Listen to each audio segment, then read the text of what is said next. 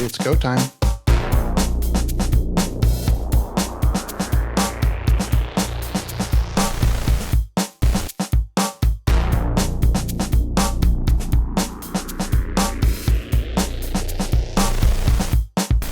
Let's get fired up.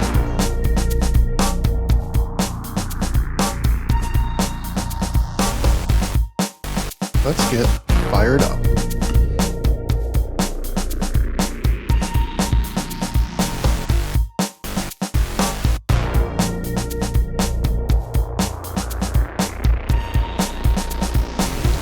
For some TigerBeetle.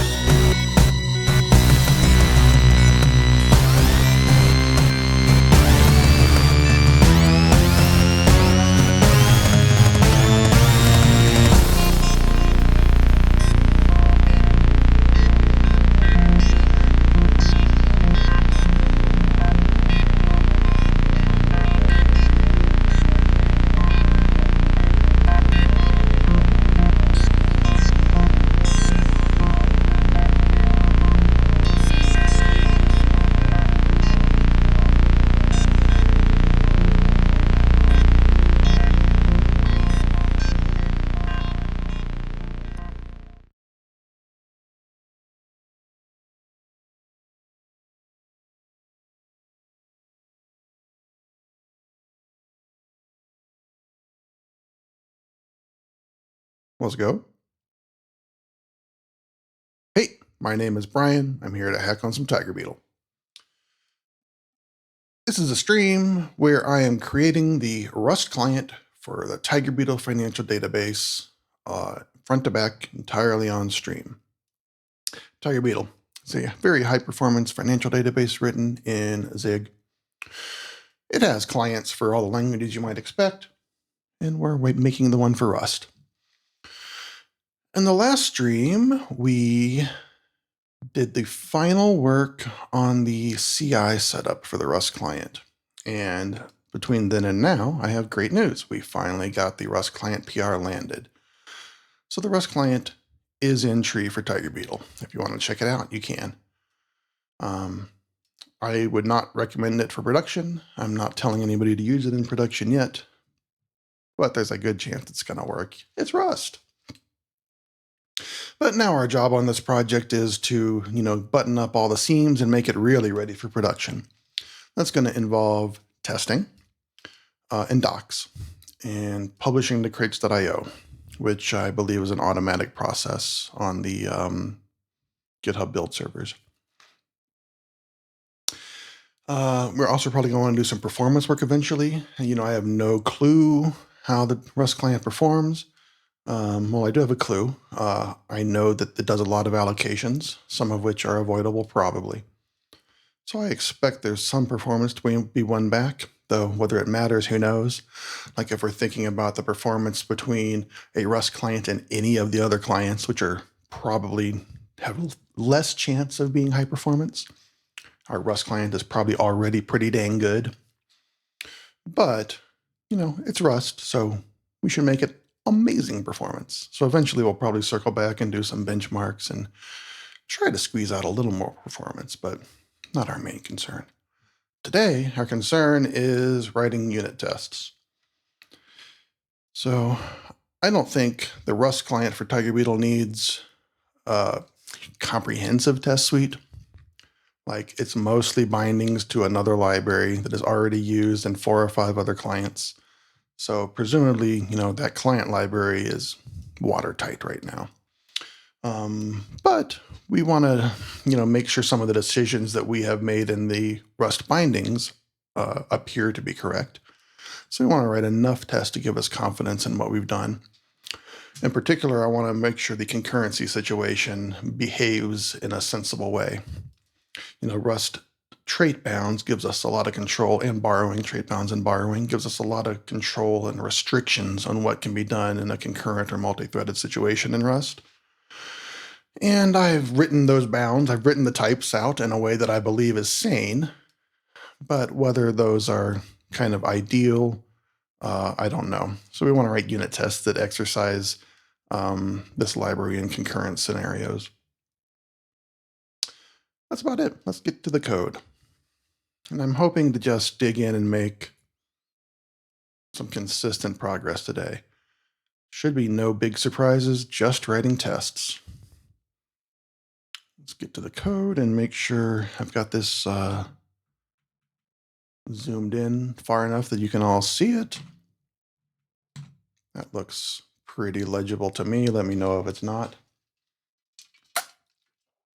What we're seeing on screen here is code from the last stream we did, which was a while ago now. So it's just been sitting here on this computer. This is CI configuration. We're not going to need it. What we are going to need to do is start over from scratch. This Rust client branch is irrelevant now. That's all in tree. So I'm going to go switch to the main branch. And then I'm going to just do a git pull and get us all update to the main branch. This looks current. And before we get started, I'm just going to do a build, make sure the Zig code is all built. Pardon me, y'all.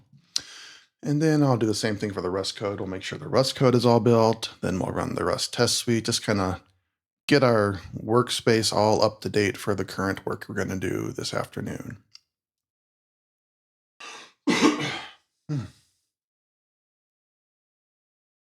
I've been having pretty severe allergies lately again. It's May here where I am, and still spring. It feels like it's been spring for 3 or 4 months now.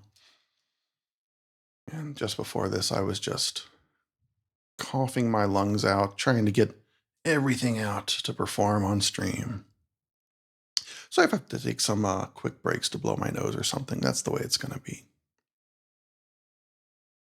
And right now I'm just blabbing while we compile, wasting time while we compile. All right, let's go find that Rust code. It's in source clients Rust. And all we should have to do here is run cargo check, cargo build, cargo test. That should cover all of our compilation bases. Get all the artifacts up to date and run our test suite such as it is. For the last 3 months, we've been relying on one test. I have one smoke test written for this code base. And we've just been leaning on it very heavily to give us some confidence that it works. But now we need to write some corner case tests. Okay. Seems like it still works. Let's go find the tests. Let's go find the code. It's going to be in, pardon me, source clients, Rust, source, lib. This is our code. And tests something test.rs. This is our little test suite. You can see here in the test suite we have mess with my mic for a second. It's bothering me. Little custom test harness. And we'll probably just reuse this over and over because this is something of an integration test, not just a unit test that actually runs a big old TigerBeetle server and then shuts down that server, talks to it over a network or over an IP address. A TCP socket. That doesn't make sense. IP address. There's, a bit of plumbing involved in just running any test at all here. And so this little test harness type does all that. And one thing we're going to have to think about as we write these tests is that these are running the full database. And like a TigerBeetle database is a big hulking blob of disk space and RAM. And the Rust test runner runs concurrent by default, probably based on the number of CPUs you have. So like one database, if one database requires a minimum of 2 gigs of disk space and a minimum of, I don't know how many gigs of RAM, you're probably not going to want to like test bomb people's computers with 16 of those at once or 32 of those at once. That's a big ask. So we're probably going to have to put some kind of like mutex in here to prevent a huge amount of concurrency. We really probably want to run these tests serial on anybody's computer.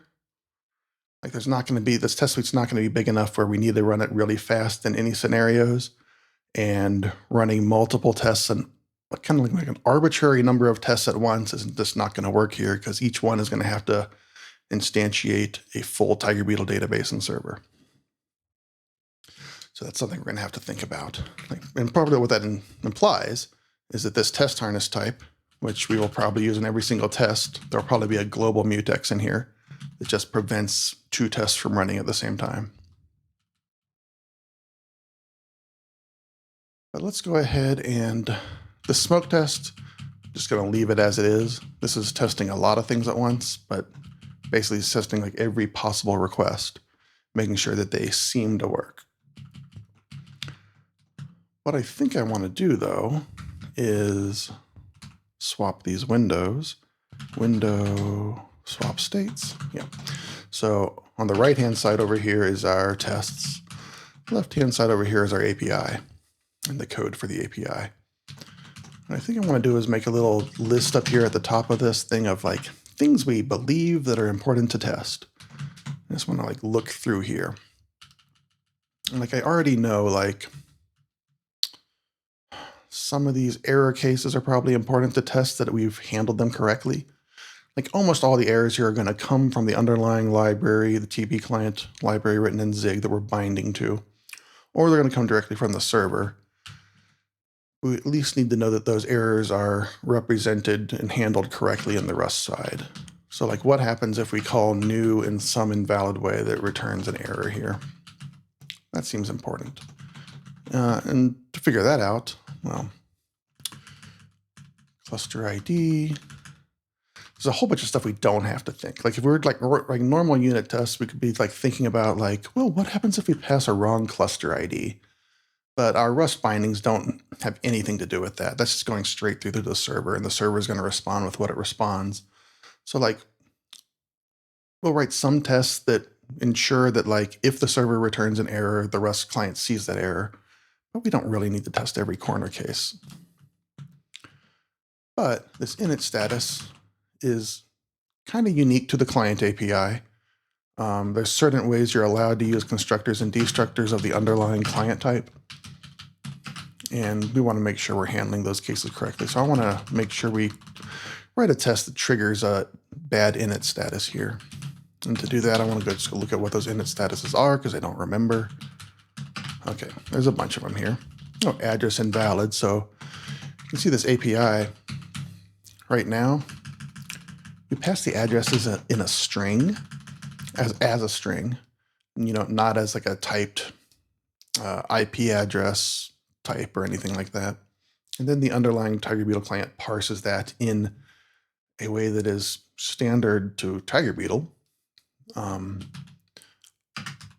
if not a standard. Like I think this is like a comma separated list of IP port combos.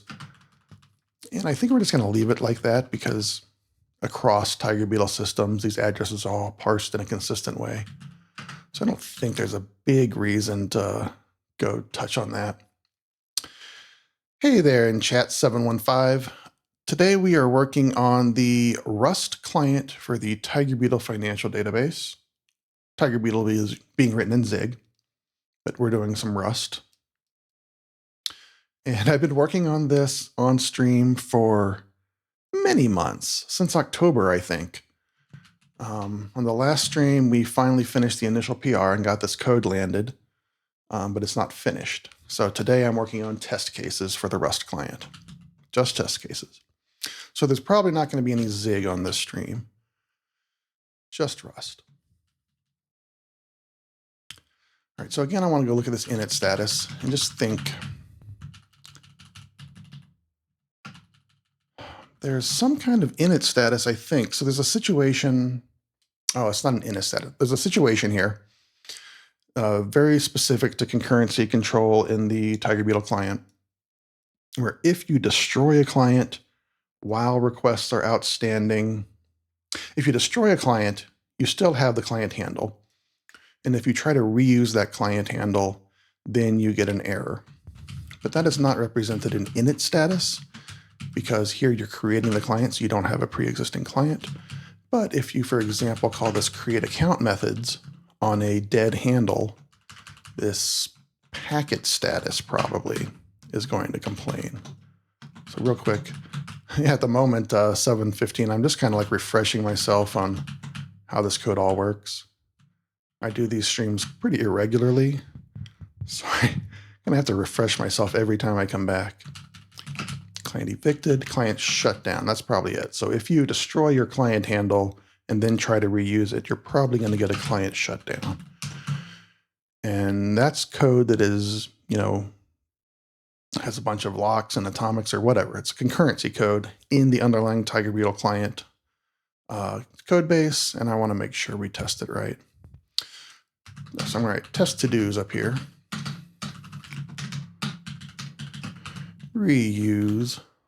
Reusing client handle after detour.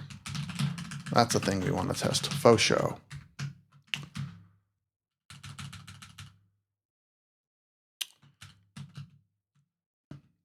I want to say let's just say constructor failure. There's got to be some failure scenarios in this new constructor that we can trigger and test. This assert ABI compatibility is just doing sanity checks about sizes and alignments of FFI types. Be nice to have those at compile time, but it's not a big performance hit at runtime either. And in Rust, it is nicer to write those asserts at runtime. In Zig, you would just do comp time. Status here. Okay, here. This case, we want to trigger this branch in a test.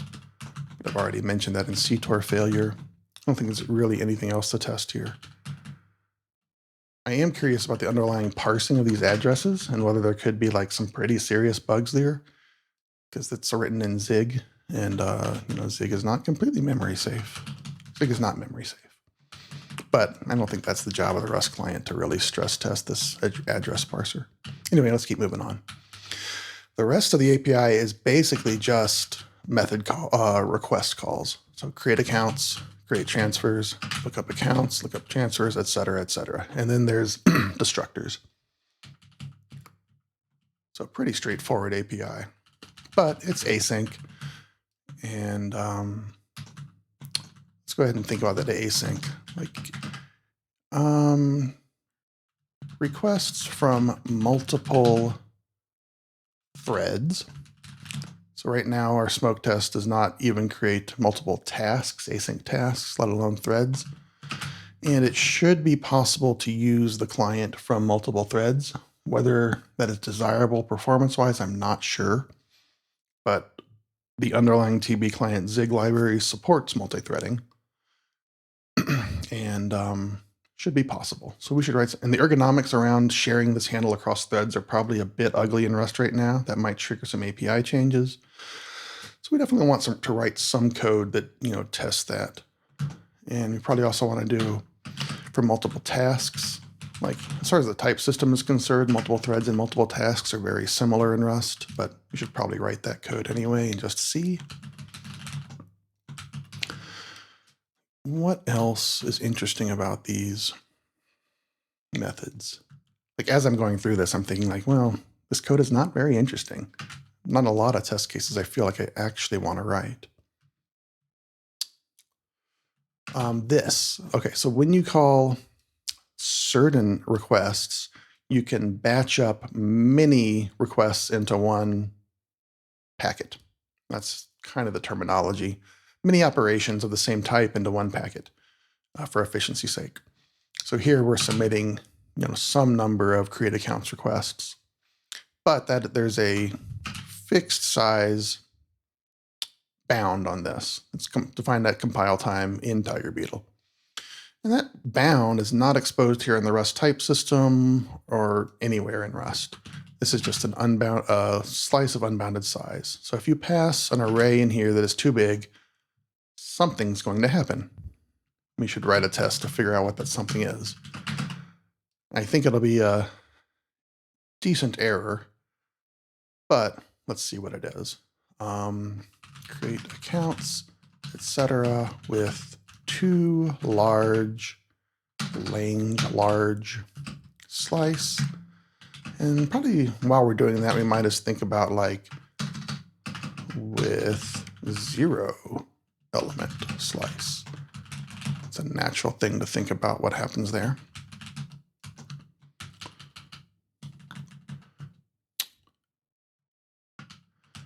And here, again, so there's multiple input types or multiple input events, and that creates asynchronously multiple output events. This result of a vector of this ad hoc result type. So for each of these events, you get an output. And as part of that, there's this really massive generic function here that is very hard to read, but is factored out from the multiple types of requests that needed to do the same thing.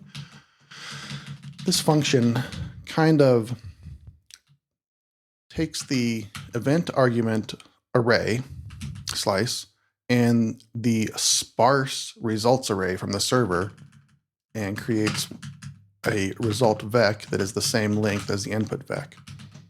So I would like to create some requests that exercise this method by having some requests that are empty and some results from the server that are empty and some that are not. So the way the server sends back results in these batched requests is that for some of the results, it sends nothing as an optimization to just save bandwidth. And so if it says nothing about a particular request, depending on the semantics of the request, that means a specific thing. And for create accounts, like if you don't get any result back, that means good, you created that account. So if we send, 1,000 events and 900 of them are good, we're only going to get 100 results back. And this collect results method is responsible for figuring out, which results correspond to which requests. So you're going to want to do some create accounts with some failing, some success. And just make sure that it's doing the right thing in complex situations there.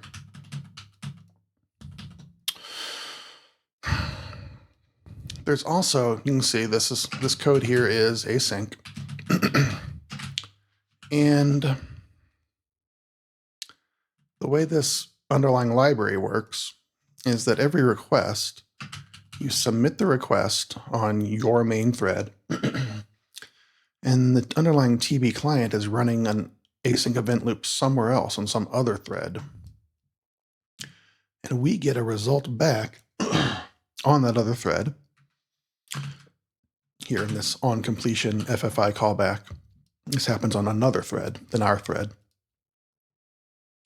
And it just sends that data right back here in this callback, whatever that is, back to the main thread. And so there's this indeterminate space and time where something crazy could go wrong and we never hear back from the server again, or we never hear back from the underlying client bindings again on the other thread. And it would be nice to kind of test that.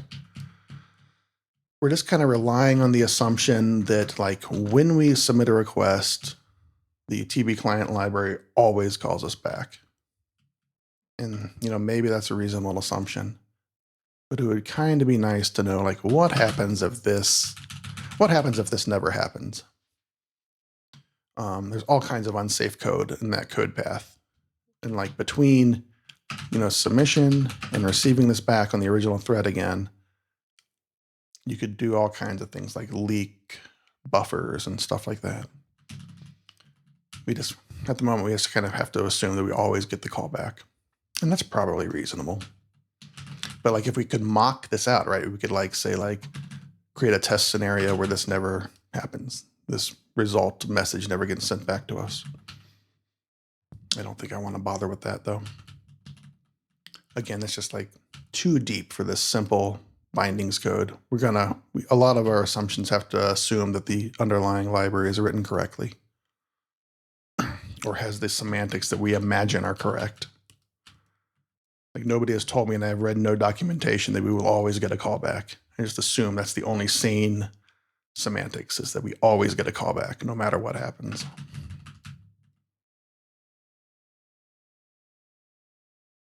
Get account transfers. This code is all very similar. We're almost don't need to test any of this stuff. Handle message. Okay, destructors. There is a destructor on this. This will just silently attempt to do the right thing regardless of the state of the client. You won't get any feedback about it though. If you want feedback, you can call close. Does this actually give you any feedback? Like looking at the output of this future, the output is a nil. But I'm wondering if this close method is even useful. Oh no, I know what this purpose of this close method. I'm remembering this code that I wrote not long ago. So yeah, there's no way to get any feedback about successful or unsuccessful closing of the client, which is not atypical. Closing is notoriously hard to deal with errors. But this close method allows you to wait for the client to have become completely closed. If you just let the client drop, then that close happens in the future, asynchronously at some point in time. But here, if you call close, we say spawn a thread because the underlying dinit method is blocking. And then we wait for that thread before returning. So if the caller is concerned about client handles staying open and just doing mysterious things in the background beyond their use of the client handle, they can call, bump the mic. They can call close, and close takes a by value handle. So in Rust, that means there's no way to access the handle again after this. So that's the purpose of close. Wait for the client to actually finish completely talking to the server and clean up its resources. So we'll probably write a test, close, and detour. I don't know exactly what we need to do there, but we at least need to make sure that you can call close and it seems to work, and you can have an implicit drop and it seems to work. I don't know what else there is to do there. But one of the problems here with close, this close method may have interactions with multi-threading and or concurrency, because the obviously way to get a concurrent client here is to wrap this, to put this on the heap and put it in like a box, probably a box, or sorry, an arc. Put this in an arc on the heap so two threads can can reference that same client. And once this is in an arc or any other container, you can't just call a by val close on it. You got to get it back out of the arc to call that close. And that is very unergonomic. So we might find places where we want to tweak the UI just based on the interaction between the types involved in multi-threading and this by value close method. But we'll come to that when we come to that. Let's go ahead and write tests. I've been kind of dithering for a long time here. Let's write tests. All right, and I think we can probably just go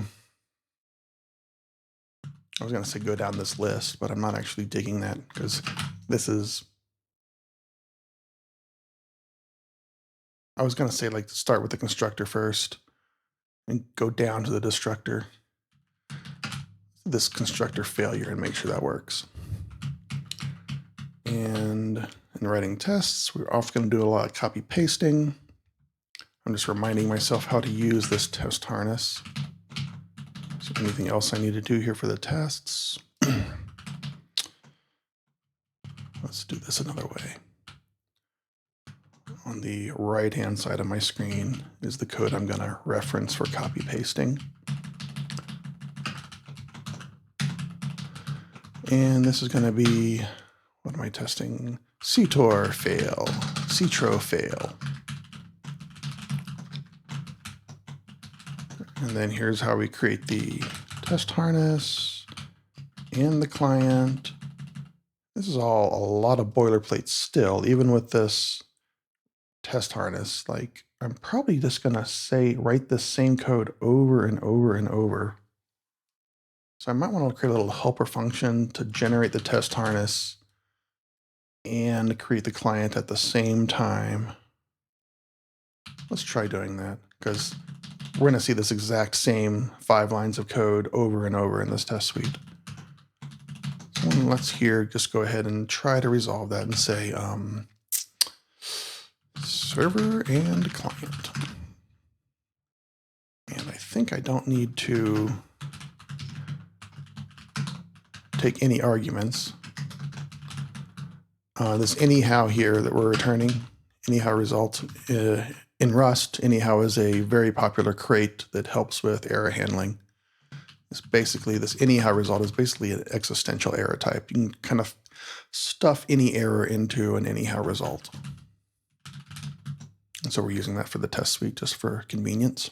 All right, so the server and client, this is not going to return this. This is going to return probably a tuple of test harness, TB client, something like that. And here we can just do this. And I'm thinking I might go ahead and just make this test harness, throw a mutex into here, a global mutex like we talked about before we even write any new tests. The only thing to do here is say, okay, harness client. And here we can put in a to-do and just we can see if this builds. Cargo test. And there's probably, we can say just, I just want to, type check the test suite. I can say cargo check tests. I think that'll do it. Because I don't want to run the test. I just want to make sure it builds. And you can see it. Well, from the warning, we can tell that it actually type checked that file.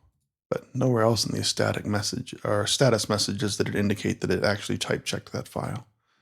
So it's a good reason to have a warning there right now. What was that warning? Oh, never used. Well, we can just go up here then and replace all of these cases of this boilerplate with that. Let's see what that looks like to use that new. It's going to be let mute harness client. Do we actually need to use this harness again? Harness. No. Once you've created it, you just need to hang on to it for the destructor. So this test harness type, it keeps the server alive until it's destroyed. So we don't need this to be mutable, but we need to hang on to it, but we don't need to use it. So I'm going to put this, I'm going to give it a prefix of an underscore, and in Rust that means don't complain that this is unused. And here we say server and client question mark. And that should keep working just like that. Let me just go run the test suite right now and see. Cargo test. That's CTOR failed. That's the one we had a to-do in, but one of our tests passed. Smoke test passed. And This pattern here may not be amazing for production code because it's very error prone. You have to remember that this variable you can't just get rid of. You got to hold on to that variable until the end of the scope. But for the test suite, I don't really care. Like, kind of error prone. It's common in Rust to have like types that just values that need to hang around for just for the effects of the destructor. But it's still pretty tricky to deal with that kind of code. In Rust, that's often called a guard, like a mutex guard. And I don't love that kind of code. But for the test suite, it's fine. Like, if I were to just do this, right, then this value would immediately go out of scope and be destroyed, but that would show up in the test suite immediately because the server doesn't exist anymore. So the failure mode there is okay for the test suite. All right, let's do the same thing for all the other instantiations of the harness. Oh, there's only one in this test. I thought each one of these blocks was like basically a new little mini test, but that is not the case. Anyway, that could work, so let's checkpoint and keep going. All right, the CTOR fail. Let harness client equals that. And then let's call this constructor in a way that's going to fail. I should also mention that, well, I shouldn't, because I shouldn't be goofing around. I should be writing code. But TigerBeetle has a particular approach to testing where it does not rely super hard on unit tests, like handwritten unit tests. It much prefers parameterized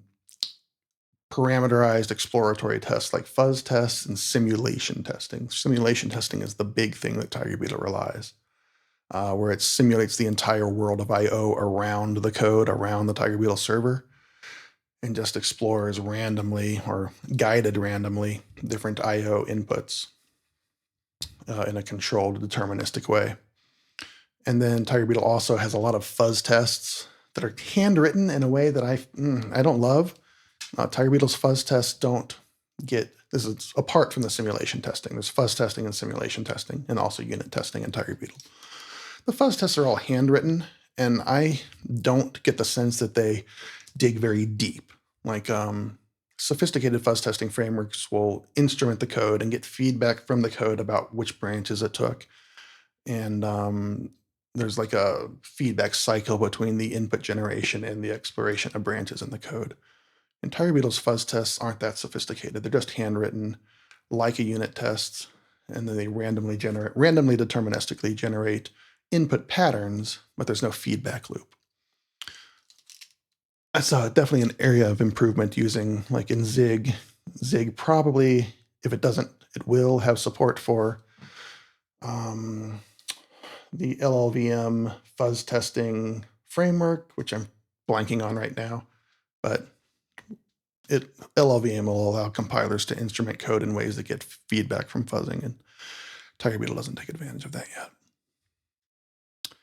But the code we're writing here is just pure handwritten unit test. One case, one idea. Yes, the simulation 715 is the big thing that TigerBeetle is proud of a lot of what they're doing, what we are doing. But the simulation testing is kind of like a big advancement.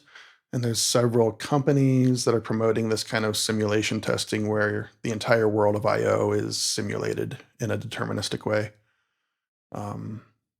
And TigerBeetle just has massive amounts of computing running around the clock, running the server under simulation, like thousands and thousands of years of simulation. That's very cool. And there's some projects like that in Rust too. That are showing up. There's a lot of these called distributed simulation testing systems frameworks. There's one in Rust, a few in Rust maybe, that'll kind of like take Tokyo and modify the standard library in a way that intercepts all the possible I/O. And that's kind of getting to be a best practice for any kind of server-based system or anything that does a lot of I/O is, you got to put an instrumented layer underneath the entire system so you don't ever just directly talk to the operating system. You can simulate the entire system. Anyway, that's a big tangent. We're writing unit tests. Constructor fail. How can the constructor fail? Let's look at init status again. unexpected. No idea what. And again, I don't care about the cases. I just care that our bindings are handling these cases correctly. Address invalid. That seemed pretty easy. I can say server and client. Oh, all right, chat. I just abstracted the client construction from the tests. And right now I'm trying to write a test for the client construction. So the whole thing I just did was not necessary at all. We need to actually write this constructor at the moment. All right, so I'll take this, put it down here. Let's do a little yak shave and move this little helper function way up here. Just put it somewhere sensible. All right, then this address. Again, I'm just copying and pasting stuff. A lot of copying, pasting, and unit testing. This address. So presumably if we format this incorrectly, we'll get an error. Like, hey. Then no question mark here. And we'll say assert EQ perhaps. Client is equal to error init status address invalid. That's my assumption of how this works. If we pass in a bad address, we'll get an address invalid. Let's just run that and see what happens. And I'm going to explicitly run the CTOR fail test because, again, I don't want multiple servers being instantiated at the same time while I'm running the test suite. Like, this machine will handle running several instances of TigerBeetle at once, but I don't really want to deal with that.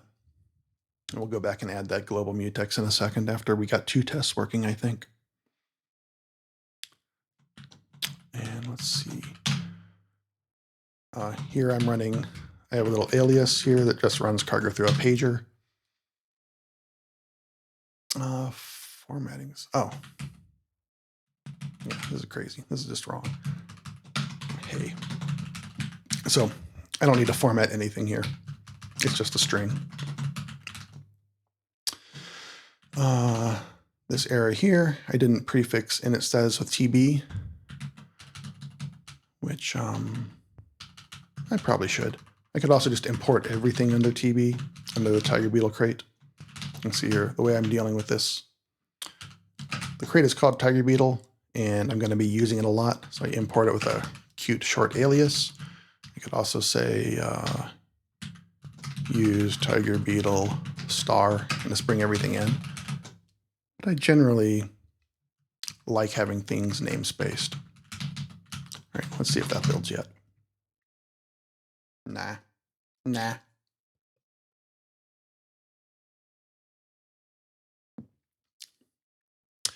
What is wrong here? This is a weird thing to see on the screen. I don't know what's going on right there. That's a very strange 2 lines.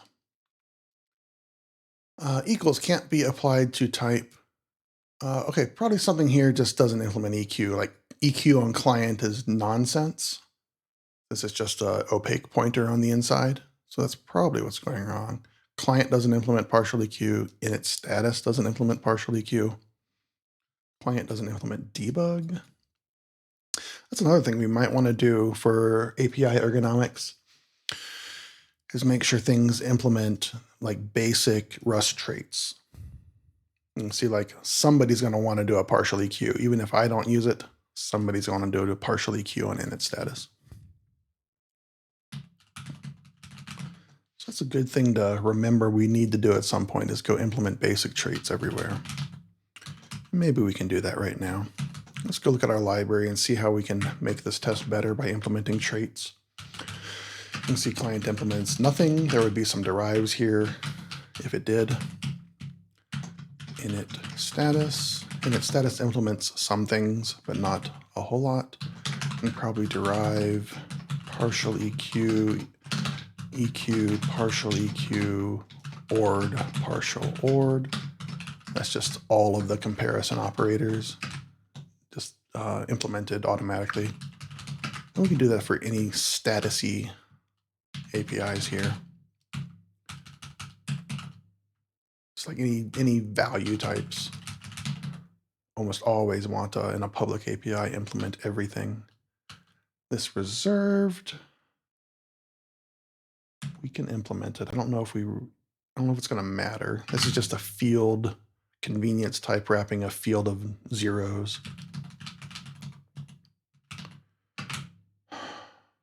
It could make sense. It could make sense. Handle message. Completion message is internal. There are some other types that are defined in the code generator. These bindings have an associated code generator that generates a bunch of Rust code for the FFI layer. And here's that generated code.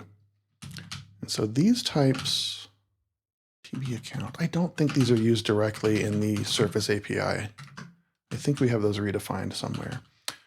You can see this one already implements all the comparison types. And let's real quick. I put these on 2 lines, but Clippy is going to reorder these however it wants eventually. So it doesn't really matter what order we put all these in.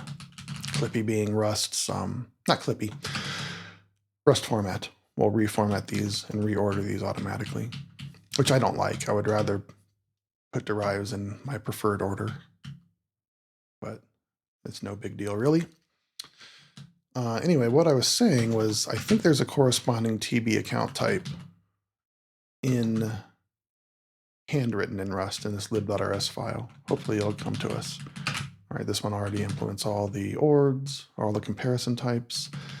This doesn't implement the comparison types. Let's put that here. Copy, clone, debug, default.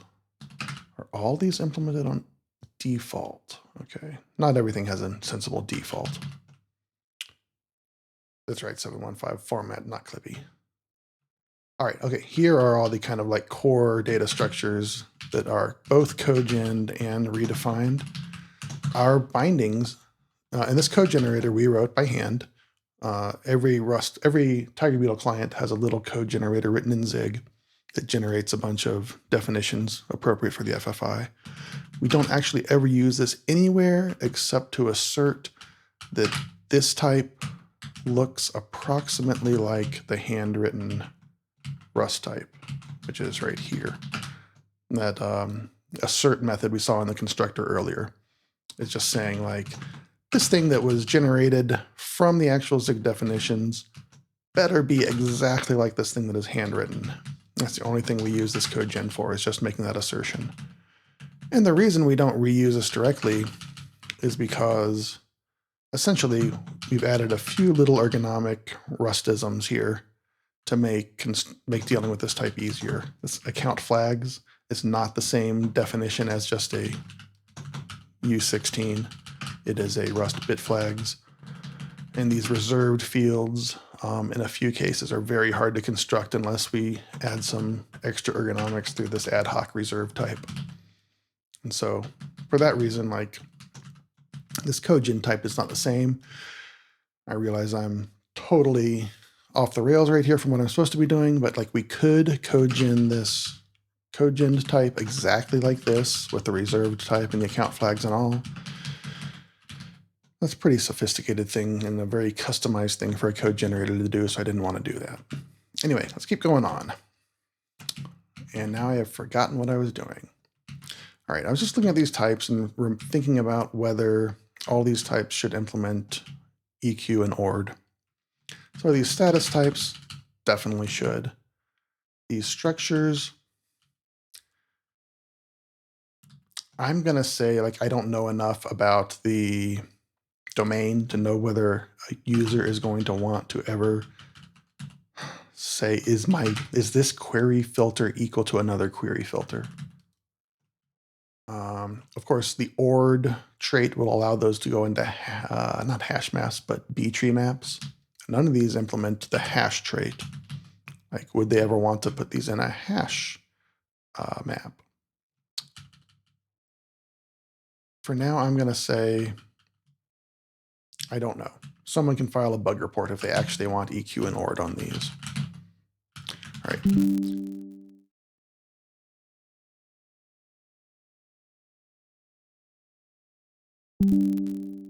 All right, I think I disconnected and reconnected from Twitch. I'm assuming, let me go real quick and check. That is the first time that's actually happened to me. I've never seen that happen before. And I'm just checking my Twitch inspector status. It does look like I had one disconnect just now. All right. Oh, welcome back. Thank you for helping me out, 715. Giving me that signal in chat. Okay, everything's going good. All right, I did so much yakking, so much talking about stuff unrelated to what I was doing that I kind of forgot what I was doing. So I'm going to look at this diff right now. I put some EQ or derives on these filter flags, but only one of the filter flags. And I think there's some other bit flags involved in this API. So I need to go back and make sure I've done all the bit flags for consistency. We don't need this TB client open anymore. Just search for bit flags. Yeah. So this probably makes sense to implement comparison. Bit flags. Same for this one. Yeah, okay, same for this one. Okay, now all the bit flags implement comparison ops. Let's go run that test again. And okay, it doesn't work yet because presumably client. Yeah, client is still a problem. It doesn't really make any semantic sense for client to implement EQ. So the problem here is I'm asserting EQ on this result type, and that one of the possible values of this result type on this client is OK of the client itself. And client doesn't really have a sensible implementation of EQ. We couldn't derive it because you can't derive interior to client as a unsafe pointer. And I don't think you can just derive EQ on an unsafe pointer. And you don't want to anyway, because pointer equality is not the semantics that makes sense here. Well, I guess it could be. But yeah, I just think it's not appropriate to implement EQ on client. So that tells me that we probably should just change this formulation of this assert. Client might want to implement debug, though.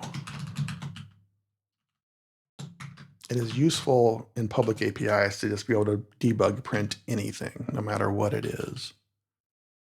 Even if the client is not going to print anything useful. I'm not going to do it yet. Somebody can file an issue if that is actually a problem for them.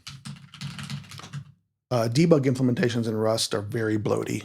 They fill up a binary very fast, but they're also very useful. But they're kind of like for debugging, not necessarily for production. So you can like, it's kind of a balancing act to figure out like, do I really need to put debug on everything? All right, this assert is just wrong. You got to formulate this a different way. So we're going to say assert matches client. This should work. This matches is a standard Rust macro for creating very simple match expressions. So there's no EQ involved here. It's just writing out a match construct. I'm just thinking real quick if I've written that correctly. Let's just run the compiler and see.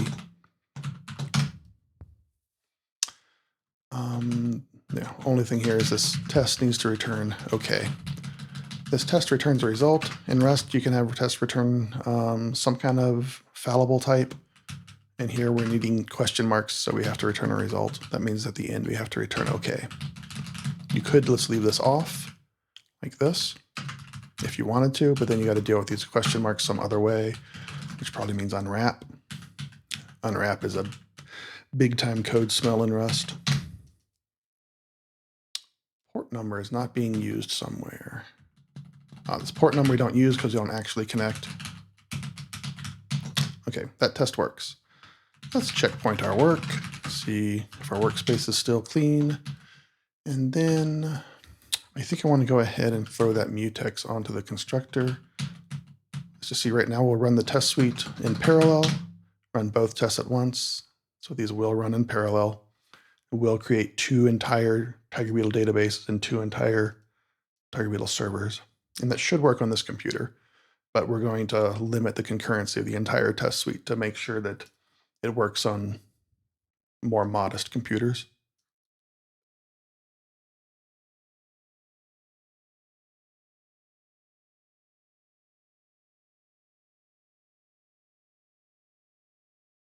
Messing with my desk right now. I got some kind of spill on my desk that I'm dealing with a spill over here. I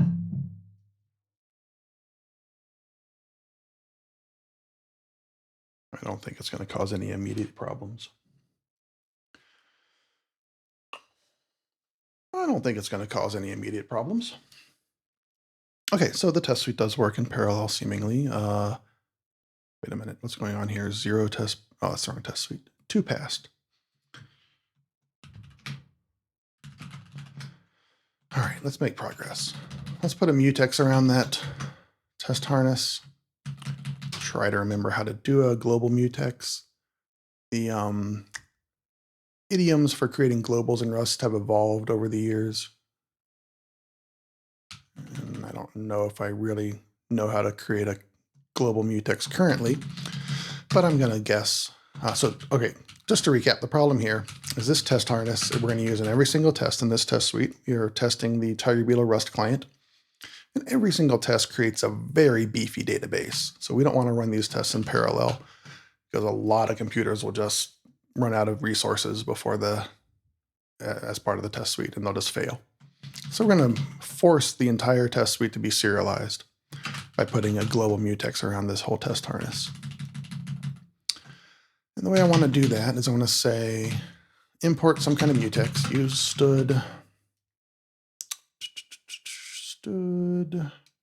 sync mutex, probably.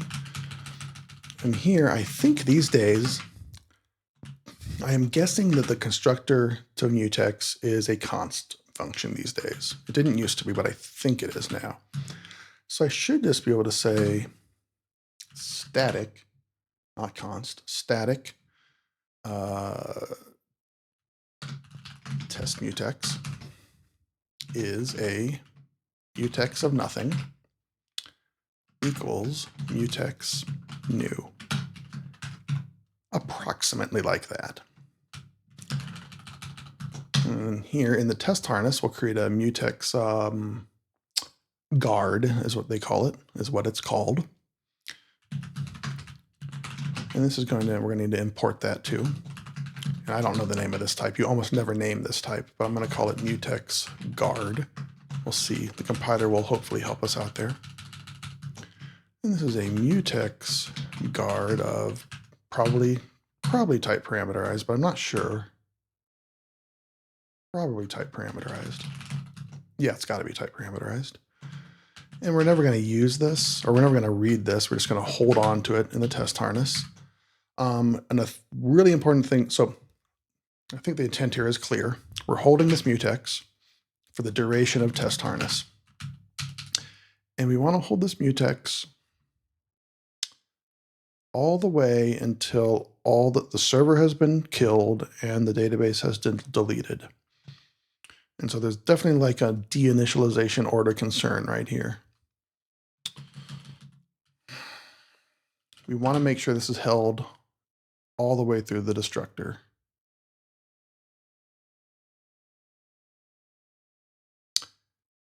We'll deal with that in a second.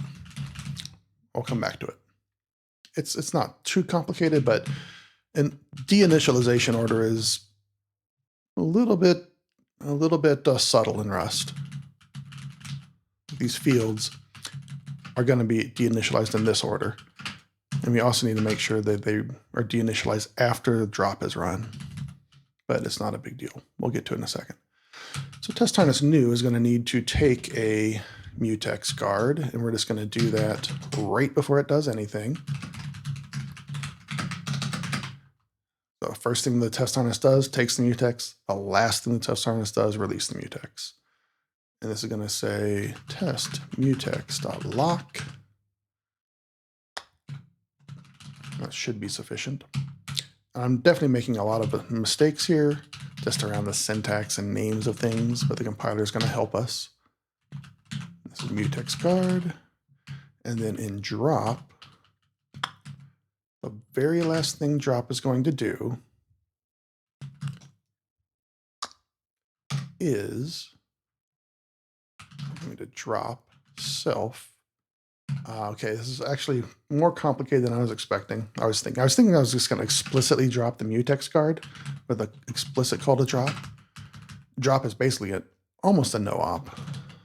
It just takes a thing and does nothing with it, forcing the destructor to run if there is one. But we can't take anything out of self because drop is a mutable by ref method. So you can't actually explicitly take anything out. So we're going to have to rely on drop,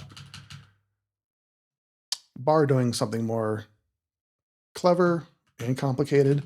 We're going to have to rely on drop to drop the fields in the correct order. So what's going to happen is drop is going to run to completion, and then all these fields of self are going to be dropped. And the drop order in Rust is front to back. It's going to drop this, it's going to drop this, it's going to drop this, and mutex guard has to go last in order for the drop order to be correct here.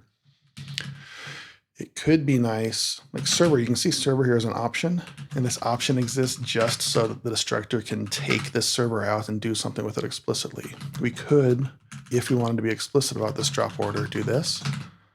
And then take the mutex guard out of self in the destructor and explicitly drop it. I'm kind of debating in my head right now whether that's desirable or not. Relying on the implicit drop order for anything, it's sound, but it's very subtle. Like this just has to be run last. Like if someone comes along for maintenance and adds another field here that holds resources, the drop order will be wrong. So I am inclined to make this an option, pull that take the mutex out of the test harness, and then explicitly drop it at the end of the destructor. Let's try that.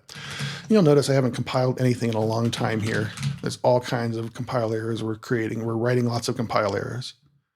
Pretty common in Rust. Just go, and then have the compiler produce a analysis of everything you've done wrong later. This mutex guard is an option. So here we're going to say sum. And then down here in the drop, you can see here where we're taking the server child process handle out of self to do something with it. Do the same thing down here. We're going to say if let sum mute. Rafa. So certainly if we were relying on drop order here, it would make a lot of sense to put a comment right here saying this thing is in the order it's in because of drop order, because this mutex guard has to be dropped last. And honestly, maybe that's sufficient here. I'm kind of being over analytical of what we're doing here. I could just put a comment here, and maybe I should. Yeah, I'm just going to do it. Thanks for the suggestion, Rafa. Thank you. Yeah, so this is, slightly tricky code. Kind of common in Rust, but someone who's not deeply familiar with Rust would not see this and think anything of it, probably. Someone that knows Rust, but sees a mutex guard at the end of a list of fields, is going to be like, oh, there's something going on here. And if you see a mutex guard at the beginning of a list of fields, you got to be like, uh-oh, somebody screwed up.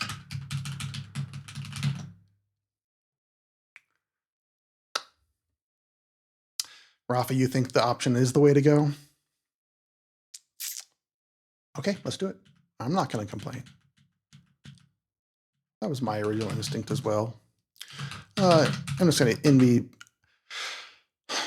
I would just do this normally, drop order. Like an experienced Rust developer is going to understand this. Needs to be dropped last. All right, we're doing both. Good suggestion, thank you. Let's go down back to the destructor, and down here we'll follow this pattern again. going to say if let sum mutex guard equals self.mutex guard.take. And I realize these conditions, like the else branch here, is impossible. Like, so this if is kind of redundant. We could also say like mutex guard.take.unwrap or mutex guard.take.expect. I don't know. This if kind of implies that the else case is possible, but the else case here is not possible. So I'm kind of conflicted. So I suspect in this case, I might have done it for the scope here. This child.wait. Doesn't really look like it though. Anyway, I'm going to keep going with the pattern that I've already established here of making this if let block. This mutex guard, and here we can just drop. I love writing explicit drops. You don't see it a lot in Rust code, and I honestly wish that destructors were explicit in Rust. That's one of the complaints that people, like especially Zigists, have about Rust is the destructors just kind of being what do they call it? Hidden control flow. Like destructors just happen when they happen, and you have control over when destructors happen, but like it's pretty mysterious. Like this mutex guard will call a constructor right here. But I love using explicit drops, just to be very clear. At least when the side effects are important, I really like an explicit drop. And no language that I'm aware of has explicit destructors, though I think it's possible. Not in Rust, because the semantics just don't really allow for it. But it should be possible for some language to have explicit destructors, and I would really like that, because I would feel like that would solve, the criticism of people who prefer defer, which I don't love defer. I really like destructors because it forces the destruction to happen. But some people, I feel like an explicit destructor would just solve the problem, solve those criticisms. The compiler's just going to tell you got to put a destructor right there. Anyway, this is it. I think we have done this mutex.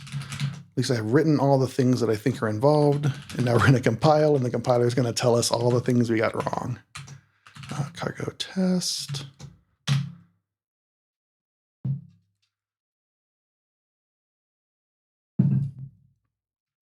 Okay, we'll page that.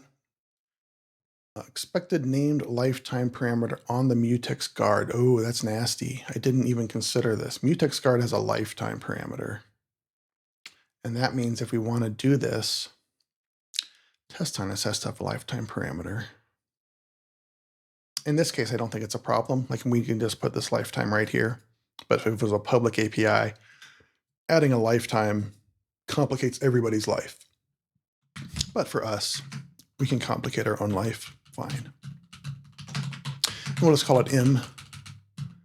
Mutex guard has a mutex guard contains a reference to the mutex.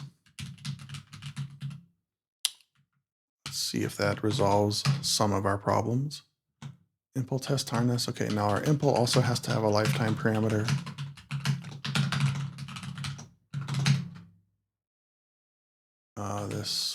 Other impl has to have a lifetime parameter. Yep, as soon as you introduce a lifetime, everybody's life gets harder. Everybody's life gets harder. More lifetime parameters got to go everywhere now. The more of these I write, the more I'm thinking, is this the right thing to do? Do I really care about this that much?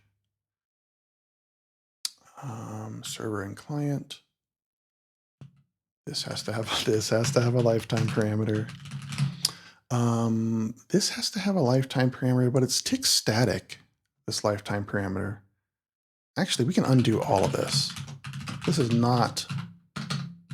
lifetime is not a variable. Diff, let's see if I can just kill all this. No, I can't. Status, I accidentally wrote a file here called tatq. It happens all the time in shell, in my experience. I accidentally pipe something to a typo. All right, this lifetime parameter can go away actually, because it's just going to always be tick static because this mutex is a global. So actually, this right here is just tick static, and that solves the whole problem.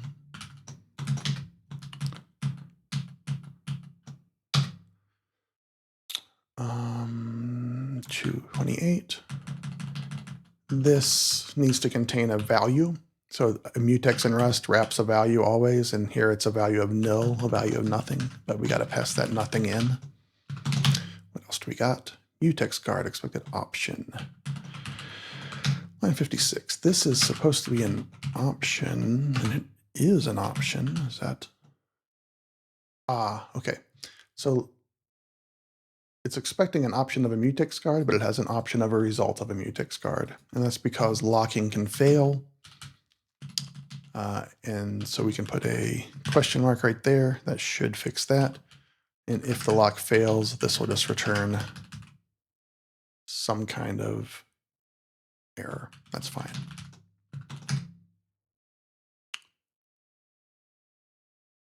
Mutex guard cannot be sent between threads safely. Oh, no, no, no, no. That's going to screw up a lot of stuff for us. No, no, no, this is fine. We don't need to send the whole test harness between threads. We can make this work. Why does send is not implemented for mutex guard? Why do we need to implement send though? Why does this think we need to implement send? Because of poison error somehow. Oh. I hate Rust mutexes. I hate Rust mutexes. Let it be known. The poisoning in Rust mutex is a pain in the butt. This poison error, so in Rust, the way that a mutex lock can fail is because some other thread or some thread held the lock and then panicked. And if that happens, the lock is considered poisoned. And so if the lock fails, taking the lock fails, you get a poison error. And this poison error can't be sent between threads. This thing doesn't implement send. And anytime an error type in Rust doesn't implement send, sync, debug, it makes everybody's life worse that needs to use it. Like, there's got to be a real good reason. This pattern wasn't really well understood at the beginning of Rust, but like the anyhow crate and almost any crate that anytime you want to use question mark, like if your errors don't implement send, sync, debug, something like that, it's going to make life easier. Basically, we can't use question mark here. And that's fine. We can just say expect no poison. So if we get a poisoned lock, it's just going to infect every other thread and every test will fail. That should work. All right, now we just have some warnings left. Line 109. Yeah, we don't ever mutate this, we just drop it. In line 335, just another stray mute.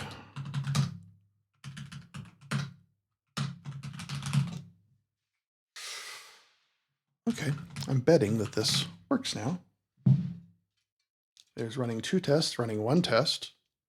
Wait, did we see it run 2 tests? Did we see it? Did we see the spew from 2 servers? So here's one.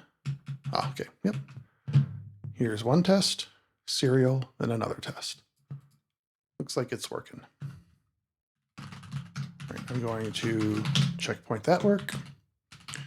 And let's write another test. So, all right, we've spent 80 minutes to write 1 test, but we chatted about some interesting things and we wrote some little helper functions along the way. Hopefully our velocity will increase now, though from past experience, it will not. I am going to take a little breather right now. We've accomplished quite a lot. Just chit chat for a second.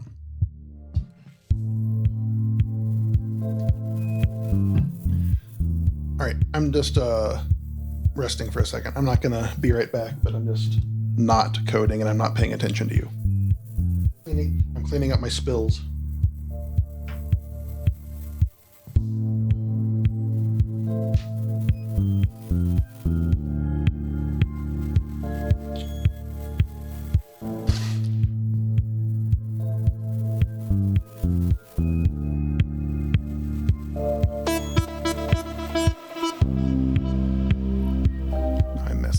music real quick.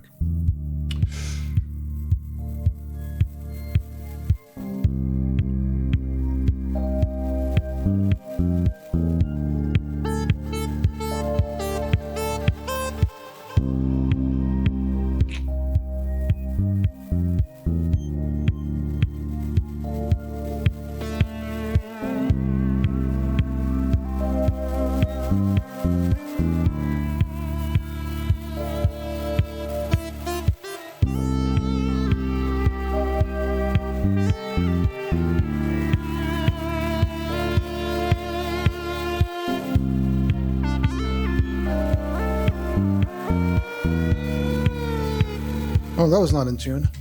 Okay, I'm ready. I'm done, ready to stop goofing off. Let's keep going. This is a coding stream. This is not a bad jamming stream.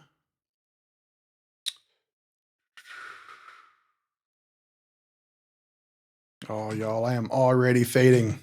I thought this was going to be a mega write the whole test suite stream. All right, let's keep focusing. Constructor failure, we've done that one. I think that's probably good enough. That passes. Don't need to test any more constructor failure scenarios.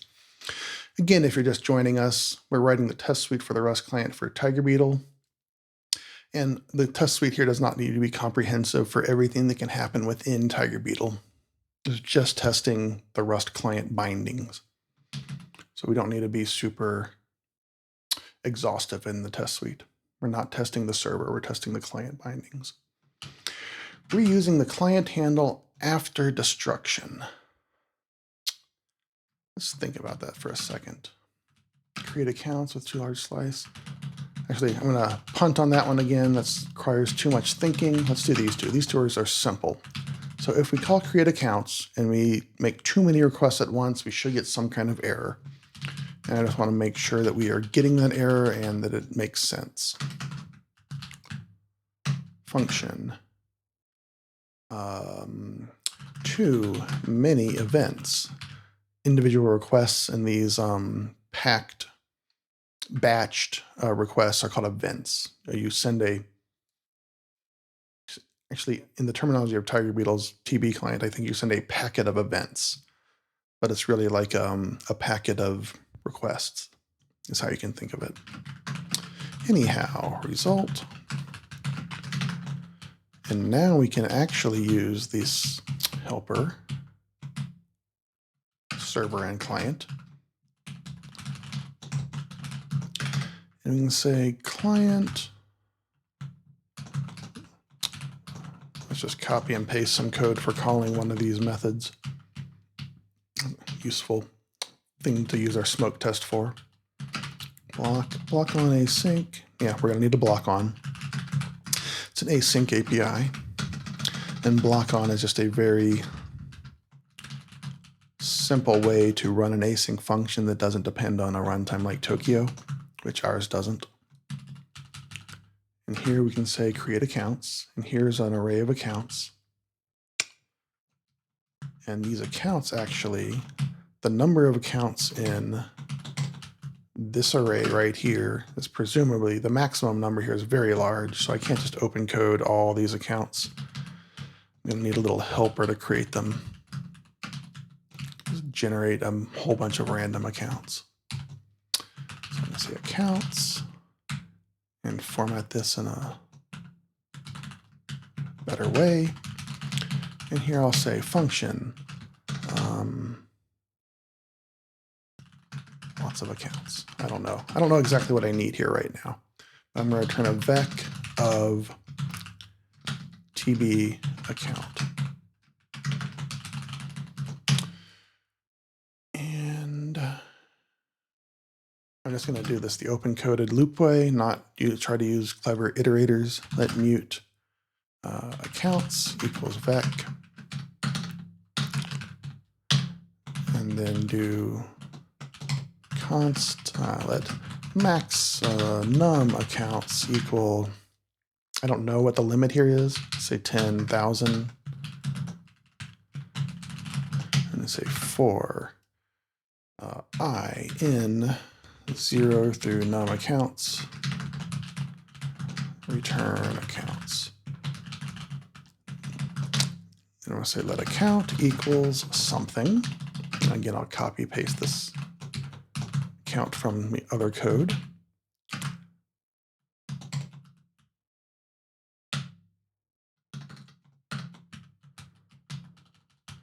And then we need to make this account unique in some way. User data here doesn't matter. Ledger and code. Every account needs a ledger and a code. I might define a constant for these.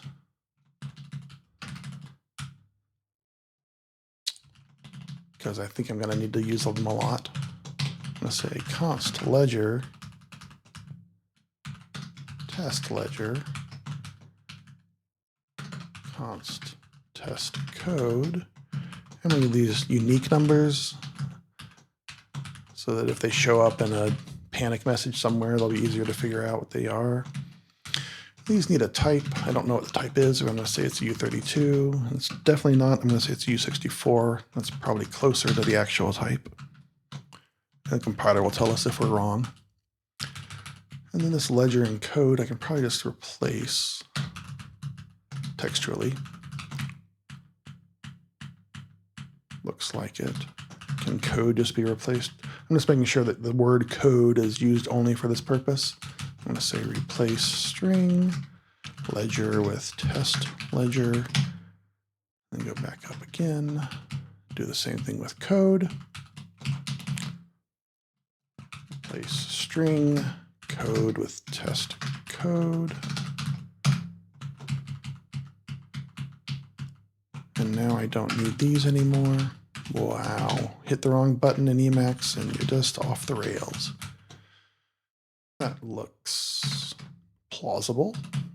And then this account, I can make this unique by just using I here, but a count of 0 is not allowed. So I'm going to say 1 through num accounts. No, I'm going to say I plus 1. And then I think that will generate lots of accounts. And then up here, let accounts equals lots of accounts. All right, I think that's right. Let's ask the compiler.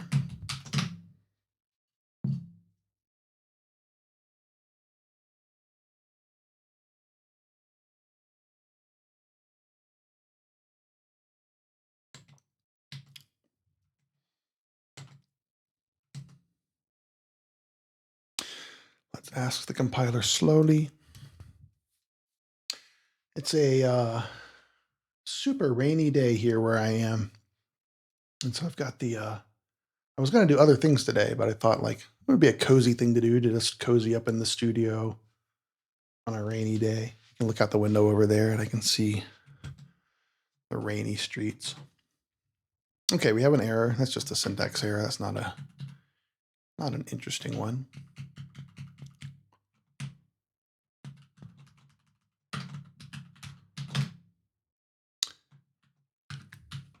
Again, let's use our paged cargo. Test code not found in the scope. I don't believe you.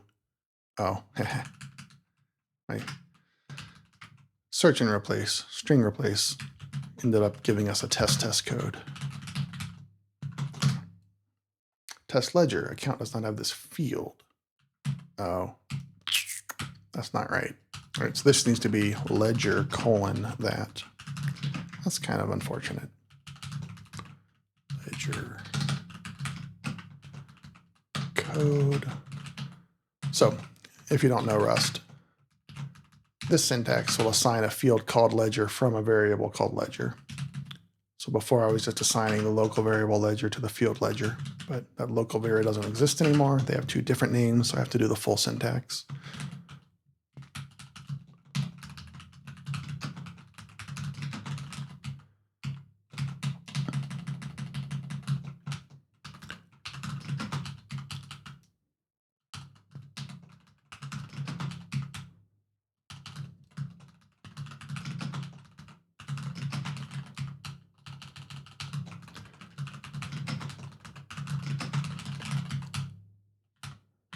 There's one more down here. Fix that field syntax.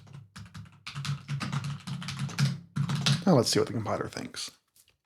Test ledger expected U32. Oh, it was a U32.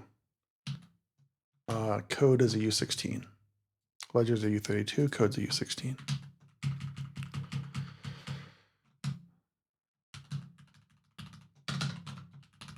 And I still don't actually know what code is.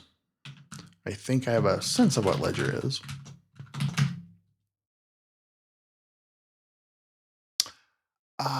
Okay, so this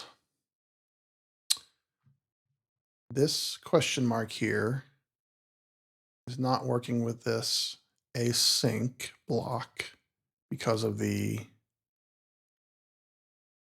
return type of the future. This async block is going to create a future that we're going to block on. There's going to be some type inference through the block on, through the async. I think this is a pretty gnarly type inference error. The error codes here don't really help. Yeah, and these two errors are actually kind of related. I think once we fix one, we'll fix both. This is a tough error to fix for someone who is, it's tough for me. I don't really know what it's doing, but I have a guess. So this async block, the type of this async block needs to agree with the type of the return type of this. And this is a result type. I haven't made an explicit like result return type on this block on.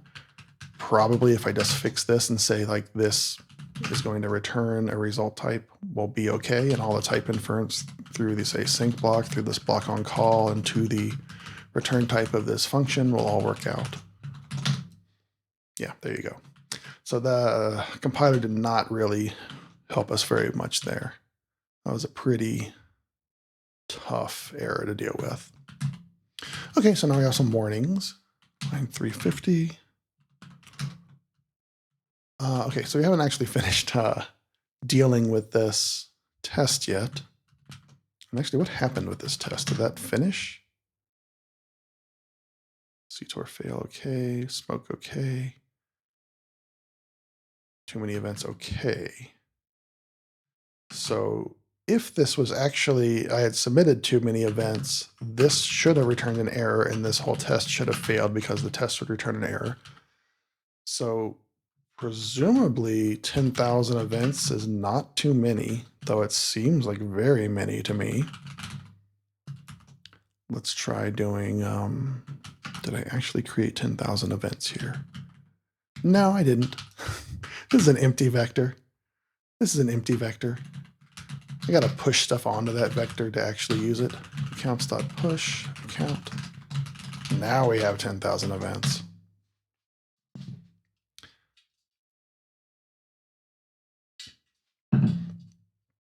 Too much data. Error, too much data. Okay, that sounds plausible. Let's actually write the test. No, Siam, yes, thank you. Welcome back. It's good to see you again. The PR for this Rust client for TigerBeetle was accepted. So this is all in tree now. And now we're finally moving on to all the polish stuff that we need to do. So today I'm working on the test suite. And based on the rate we're going, we'll be writing this test suite for a month. You know how it is. All right, so this is going to assert something here. So again, it'll be something like this assert we wrote previously using this match statement. Although we don't need to use this matches anymore because you don't need to deal with this client that doesn't implement EQ. So we'll probably write the assert differently. Assert EQ result, and we don't need this question mark because we want to look at that error. This is going to be an error of TB packet status, and then there's some variance in packet status based on this string here. I'm guessing it's just called too much data. Too much data.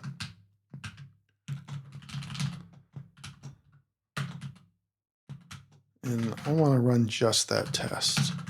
So I'm going to limit that test runner to just running too many events. And that passed. All right, so too much data. And I'm thinking, like, do I want to do this for every type of request or not? Just think if there's anything unique about different requests here that would require us to really enumerate all the possible cases, and I kind of think there isn't. Let's go back to our API and look at how this error handling is done. So it all happens in collect results. And this, there's nothing unique about, for example, create accounts versus create transfers. Like they're all deferring all this error handling stuff to some other layer. Like this too much data happens inside of the TB client Zig library, and then this collect results helper that is shared by both methods handles the conversion of the internal status codes to the external errors. So I don't think we need to like literally do this same type of test for every possible method here. It just seems redundant and unlikely to ever be needed. There's never going to be any change to this code that causes this code path to be different across different request types. I really do want to avoid writing too many tests for this project. All right, let's checkpoint this. That seems to be good. And go back to our to-do list. All right, this too large slice we did. Let's do it with the 0 element slice. And I think we already saw what happens when we pass 0 in here. It seems to just be like a no-op. But it's something I'm curious about. I want to see how the server behaves, and we might as well just capture it in a test case. Capture that behavior in a test case. Again, this behavior is not really related to the behavior of the client bindings as I understand it, but still like it's useful to test like the boundaries of ranges. So here we want to know what happens in the 0 case and the maximum case.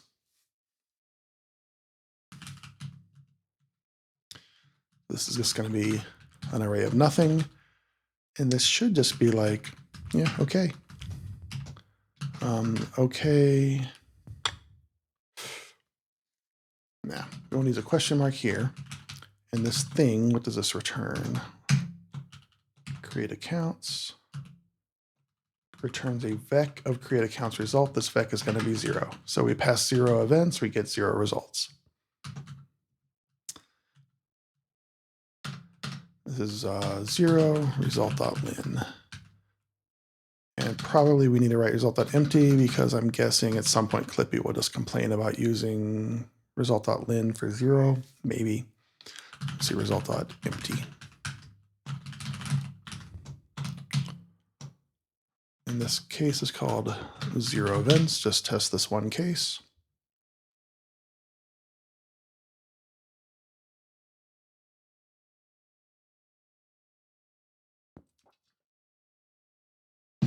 I am starting to build up the energy to upgrade my studio again.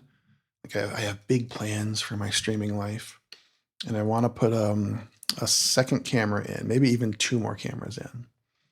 I want to have a camera up in the corner that just like shows the whole studio, and maybe like a little camera on a gimbal or something that I can move around to like show things on the desk. But like that, like a room camera, the wide camera, I'm going to use for like the intro sequence. Like I have like a 10-minute thing that plays before I come on stream.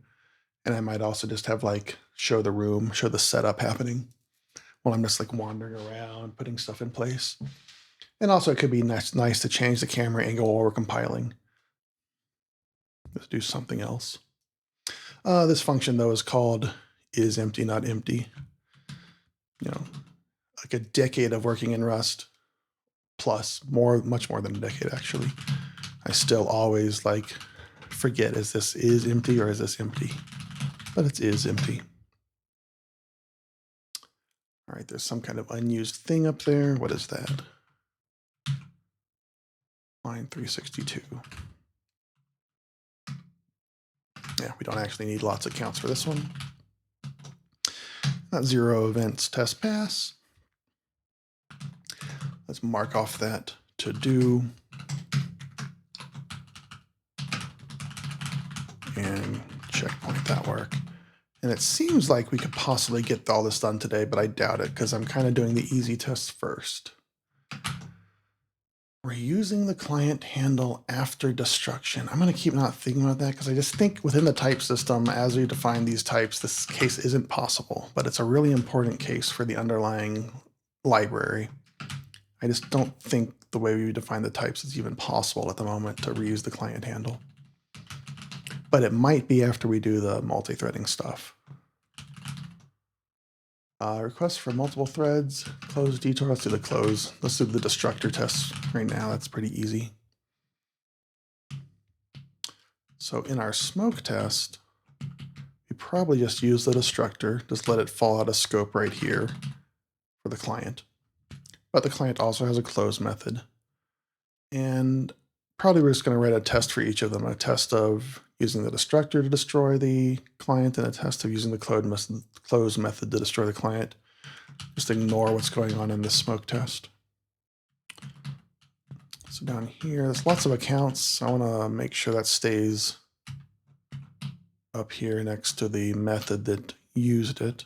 And in fact, I was thinking maybe put the function inside this other function, but we'll just put it next to it. Right down here, and I'll put the destructor tests up near the constructor tests, so they're kind of semantically related and close by textually. Function detour, anyhow, result, create a test harness, copy paste, not copy paste that, copy paste this, copy paste that, all this copy paste, copy paste, copy paste. Where's that detour? Right there. And again, this, we need to make sure we return something from this async block so the type inference all works.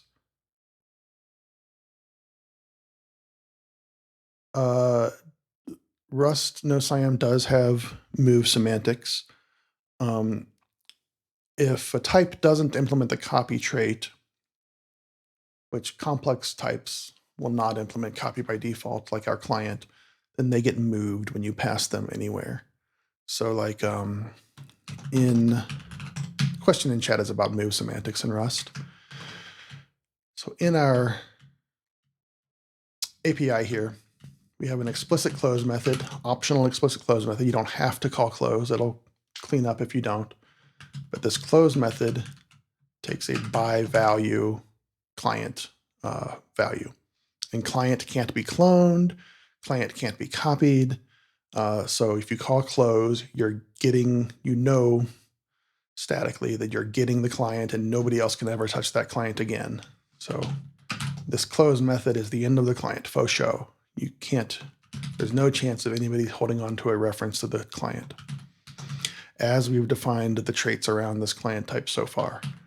And again, that might change as we explore the ergonomics of multi-threading with this type.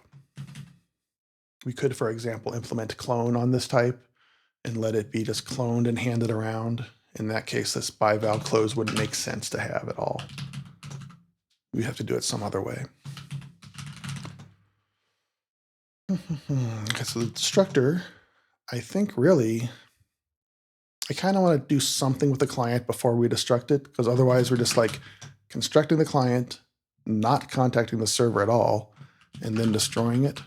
And that's kind of, yeah, it could be a useful thing to test on its own.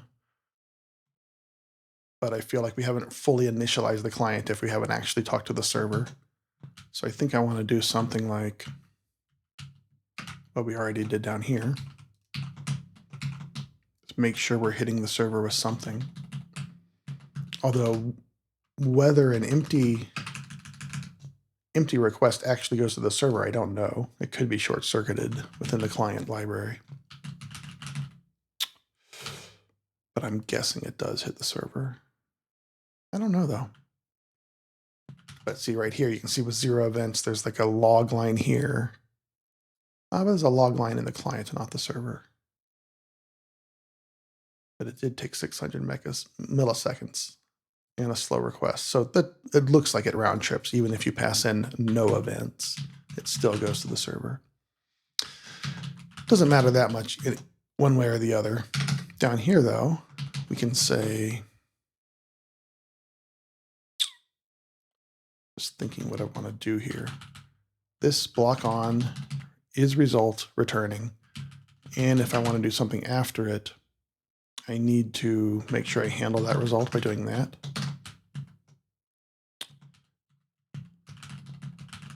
But actually, I think I will just drop the client right here. So this test doesn't do much that we haven't seen before. The more interesting one is going to be calling close. But I still feel like I want to make sure we're explicitly testing this drop method in some way. There's not much to test here, like there's no assertions here. It's just like, does drop not panic?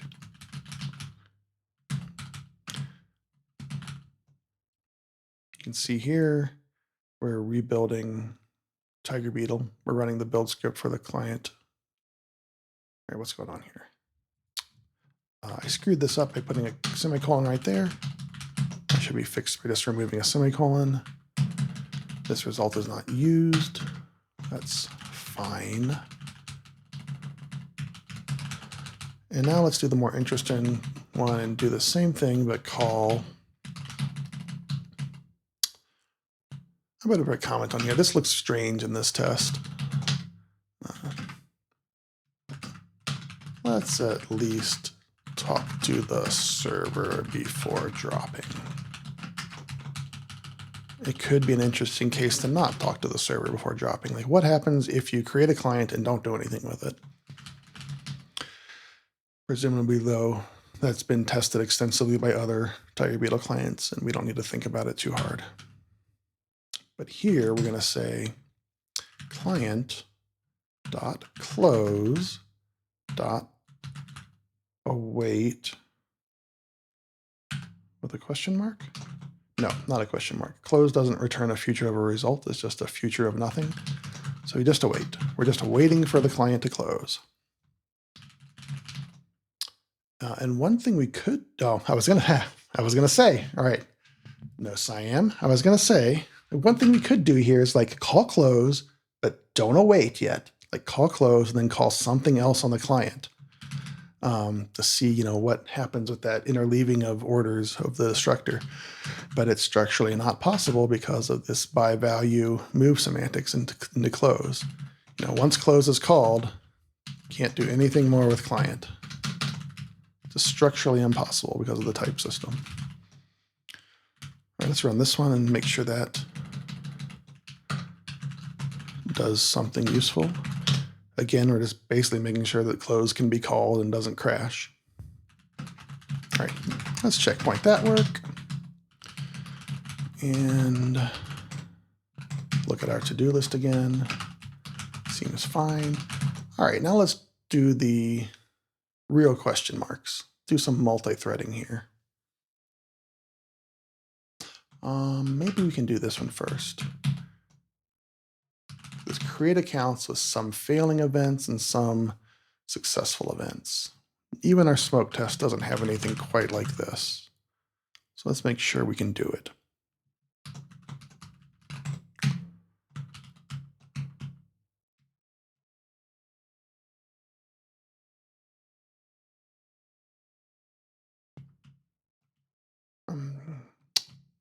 Yeah. I'm thinking we're hammering this create accounts method a lot in these tests and not looking at any of these other methods. The smoke tests do call all these methods.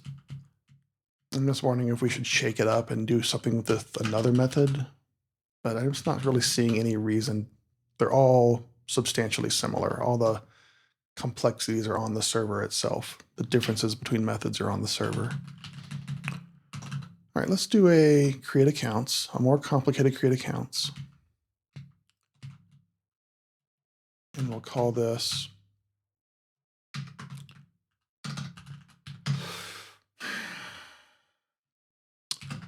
result collation, which is a fairly obtuse name. So I'm going to write a comment here that says, test that the collect results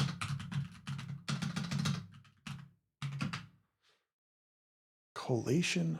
Let's say result correlation. Results helper correctly handles. This is complicated to say in words. Handles correctly correlates possibly empty results with the request array. All right, I think that makes some amount of sense. And so again, we're going to want to just start by using this boilerplate and then do something different right here. And for this difference, I'm going to go copy that from our smoke test. This create accounts.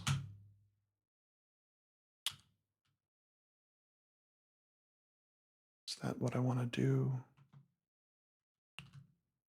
You can see here, previously we tested in our smoke test, we called create accounts with 2 results and they're both okay. So I want to do something different here, but similar. And it's really bugging me that these account constructors are so huge because most of this is just completely irrelevant.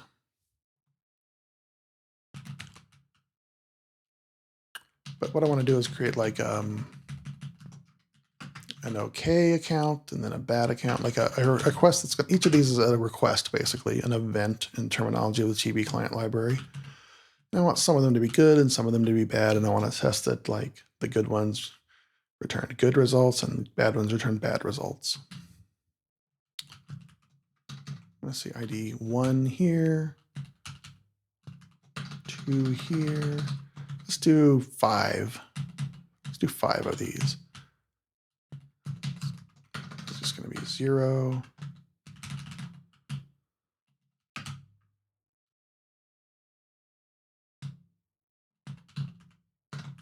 3.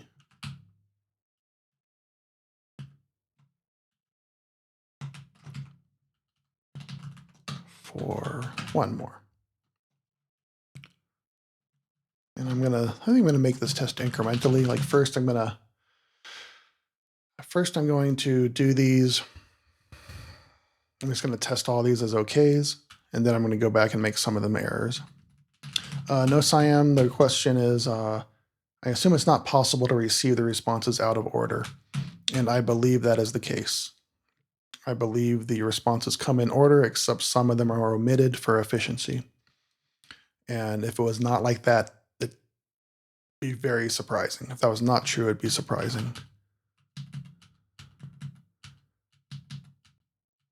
Like there's actually, like within TigerBeetle, there's actually not a lot of non-determinism, I would say. I mean, obviously, like we use distributed simulation to testing, so like the IO is one way, TigerBeetle behaves one way. It's not like within TigerBeetle it fans out all these requests and does them in parallel and then collects them back in an arbitrary order. Like TigerBeetle is going to iterate over these things in lockstep and return them in exactly the same order. TigerBeetle is very deterministic, completely deterministic.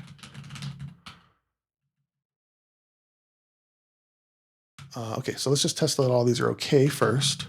And this length of this is going to be 5. And then all of these should be okay to start.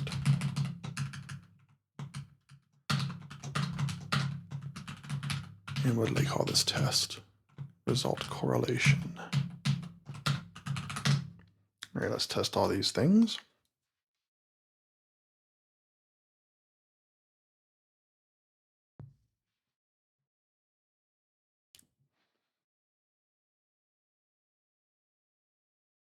I think it stopped raining. I think it stopped raining.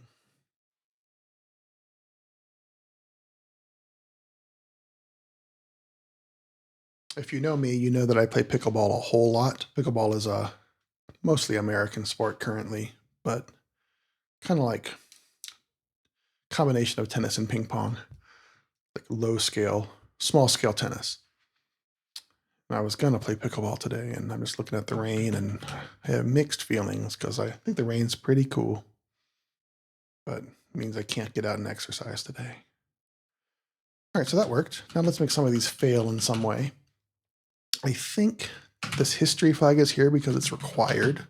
No. This history flag is only required for certain kinds of queries. I was going to change this and try to generate an error. This timestamp might be required to be 0. So I'm going to say, let's just put a 1 here with a comment. And then let's make 3 an error too. How can we make 3 an error? If we use the wrong code, I think if we use a 0 code or a 0 ledger, zeros are generally sentinel values of some kind in TigerBeetle. In fact, let's not use timestamp. Let's just use ledger and code. So let's say for here, let's say 0 ledger. That's an error. And for 3, let's say 0 code. And then let's try to guess how this is going to turn out. So you can see this is not returning a result. This is returning a status type. This is going to be, let's look at the create account result variance and just try to guess what we think this is going to do over here. All right, so I did one with an invalid ledger and one with an invalid code. So just search for the word ledger down here. Exists with different ledger. Ledger must not be 0, code must not be 0. Perfect. Ledger must, code must. All right, I think that will pass.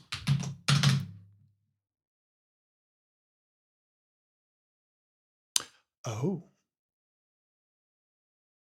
Ledger must not be 0, right? Okay. Okay, well, did I make a mistake in the test, or is one of my assumptions incorrect? You can see here, the test didn't work. The ledger must not be 0 case didn't seem to work. All right, so this is 1, 2, 3, 4, 5. Yeah, I might have just typoed something here. That seems the most likely, is that I just wrote something wrong.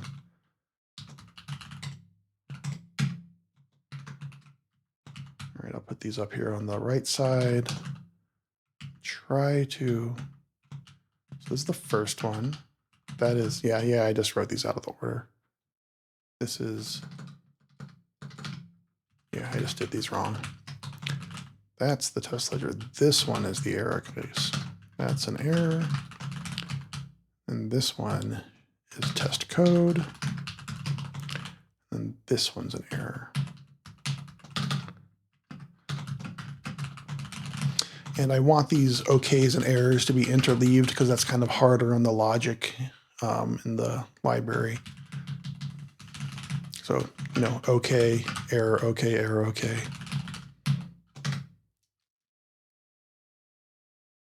Okay, there we go. Let's commit that.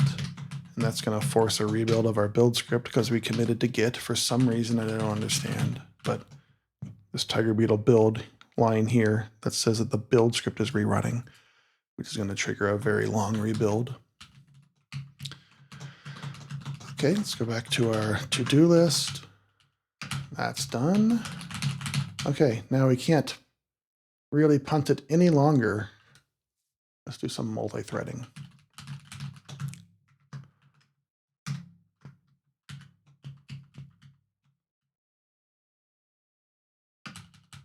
Copy this basic boilerplate again. Now this one's going to require more thinking. Multi-thread. So we're going to create this, and they're going to want to do stuff. We're going to create some threads, distribute this client around to multiple threads, and then do stuff on those multiple threads in a way that is probably non-deterministic in the way we're going to write it. Probably non-deterministic. Just splat out, just spread requests out across threads, run it for some number of best guess iterations, join back again to the main thread, and hope it all amounts to something useful. This main thread is not going to need to block probably, unless we run the destructor here. This is going to be so unpleasant to write with all the communication between threads. Unpleasant. What am I going to need here? We're going to need some channels. I'm actually kind of not wanting to do this right now, but I think we can probably get through it. It's been 2 hours. Let's see if we can get through this. Let's do some imports just right here above it for now. We're going to need stood, sync, and actually if we're going to do channels in an async environment, which we might do, we're going to want stood, not stood, nothing from stood. We're going to want async channels. Right now we're using the futures channel crate for that. You can also get async channels just from the futures crate, but we're using the futures channels crate, which is a dependency of the futures crate. Futures channels.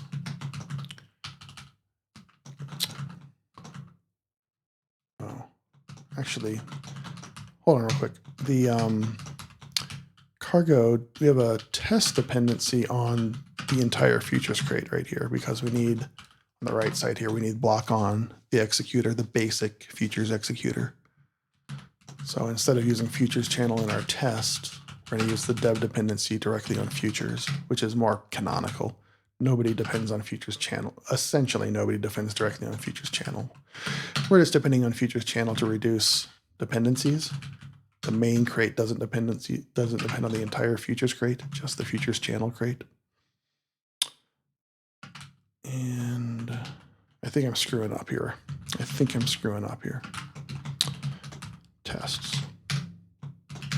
Tests.rs, futures, channels, one-shot channel receiver. This is futures, sync. That might be it.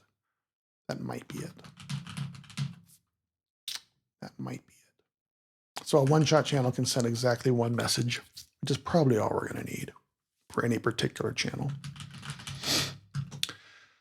But what we're going to need is a bunch of threads. And doing this without Tokyo, like if we're just using Tokyo, this could be easier to spin up a Tokyo runtime with n number of threads and just let it do its thing.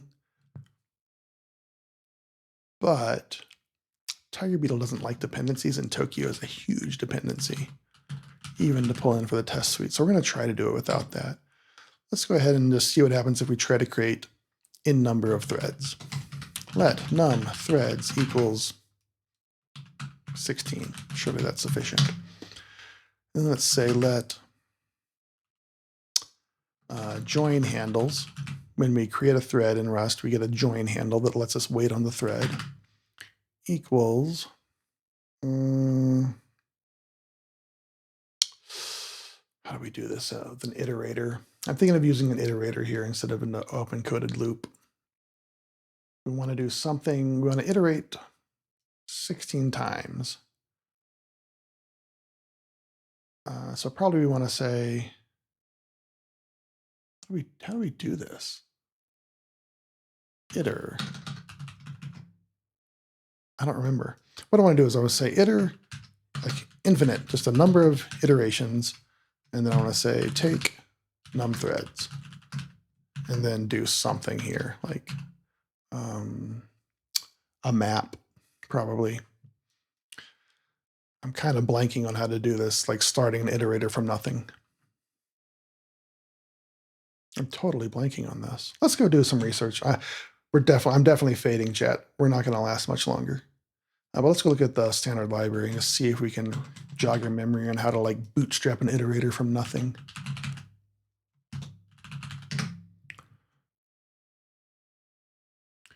iterator.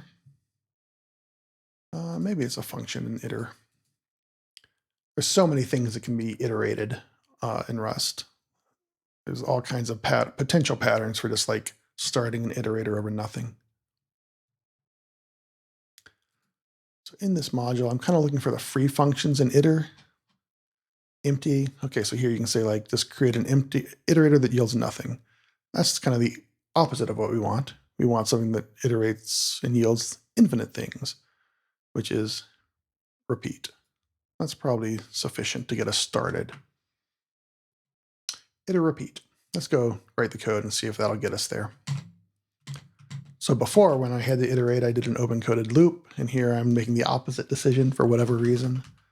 We're going to repeat a nil, so we have, just a iterator over a bunch of nothing.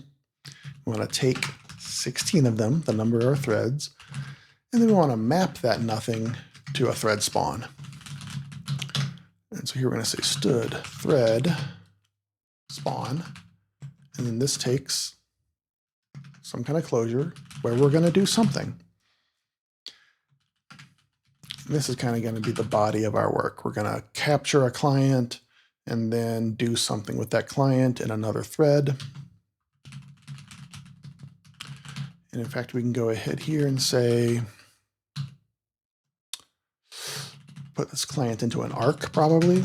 Use std sync arc. In fact, let's go ahead and make sure we can compile this as it is, because I've written a lot of very speculative code here that I don't necessarily believe is correct.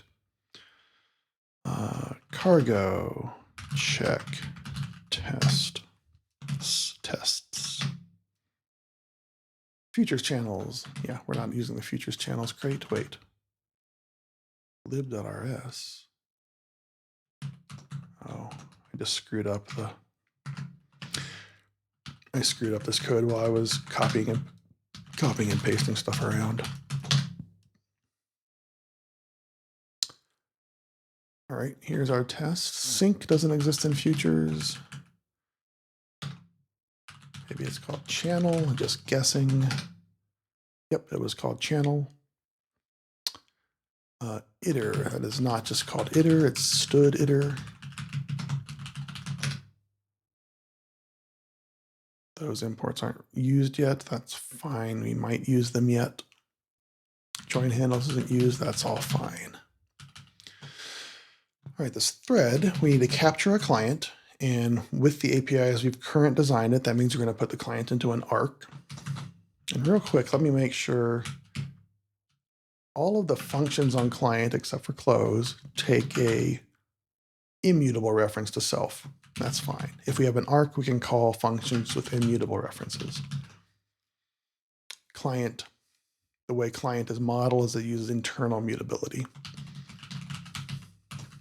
Interior mutability, sorry, is the Rust phrase. So let's take this client and put it in an arc. Use std sync arc. And we'll just say let client equals arc new of client. Down here, we will create a clone of it. Let client equals client.clone. And then here we will capture it in this closure. So here we can create, we can do something. We can do something. Let's not do anything yet. Let's just make sure we're capturing client and build this and make sure it tests. Okay, that tests. And then down here, we're probably going to try to destroy the client. But here we can run all the join handles. This join handles here is an iterator because we have an iterator. And this thread spawn creates a join handle. So we don't need to collect these into a vec or anything. We just keep iterating over join handles. That is not true. Is that true? I don't think that's true. I think we want to join this to force the iterator to evaluate here. Otherwise, we could have a situation where we are down. Let's write the code and see what happens. I'll explain it if it actually pans out. Let's see, for join handle in join handles,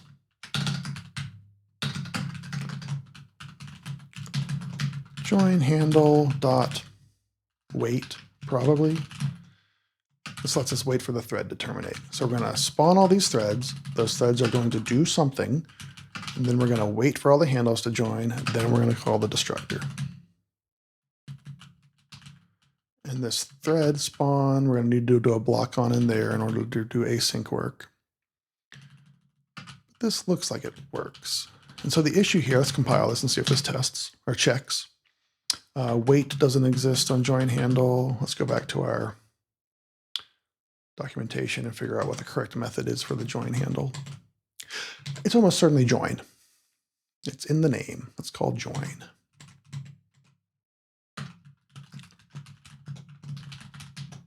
And that probably returns some kind of error.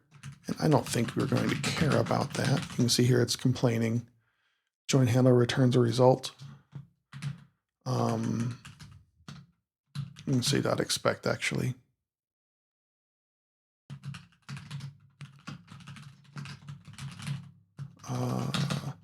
No panic. So these threads have to terminate correctly.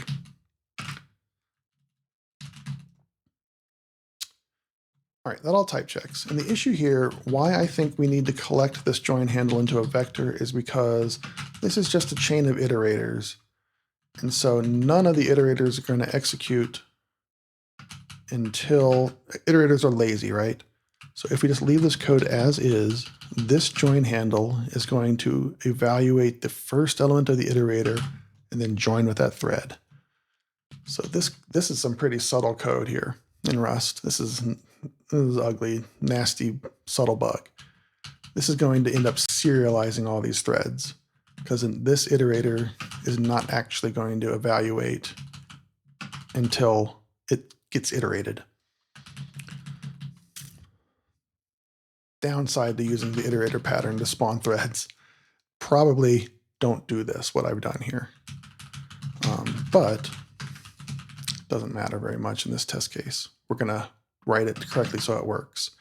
I'm going to say join handles dot collect into a vec of something.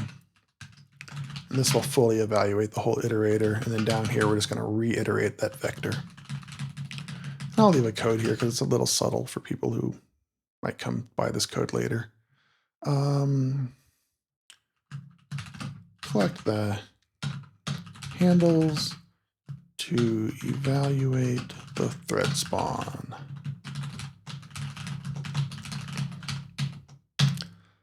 And let's run this test. This test should pass right now. It basically does nothing. This stuff in block on down here we're not going to need. Cargo test, and this test is called, let's go say run just these tests. And then this test is called multi-thread something. Multi-thread something. Ran 0 tests, so I did not successfully test anything. Oh, typo. Test multi-thread. Okay, so this test works as written, but it doesn't test anything useful.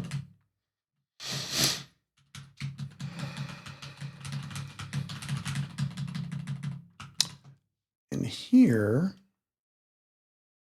I'm kind of wondering how I want to do this. So here we have to do some work, and we want to make sure that work is truly concurrent.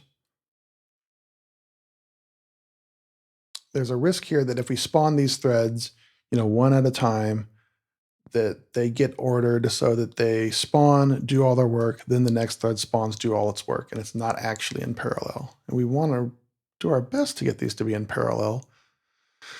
So we might add some extra synchronization in there to kind of like stop these threads.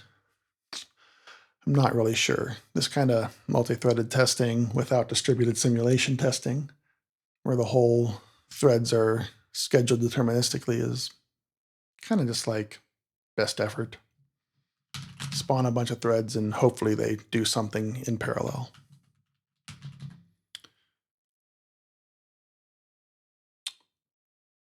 No, Siam, say more about what I would do with a barrier. I don't think I've ever actually programmed with a barrier. That's the kind of thing. Keep them all running in lockstep in some way. Anyway, you can say more in chat, and I'm going to go ahead and have this client submit some kind of request just to get started. For requests in 0 through num requests, and I'll just define that up here as another constant. Let num requests equals 1,000. And these actually, because these are, every one of these requests is IO, there's probably going to be a lot of natural interleaving here. Like a thread is going to submit IO, the thread's going to sleep, go off to the server, do something, other threads are going to run. We might not need to think too hard here about forcing these threads to be interleaved because there's so much IO work going on.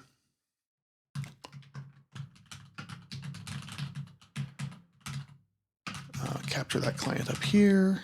I don't need to capture the client anymore. The client. Let's just copy paste this. More account creation. That's what we're doing here, is creating accounts.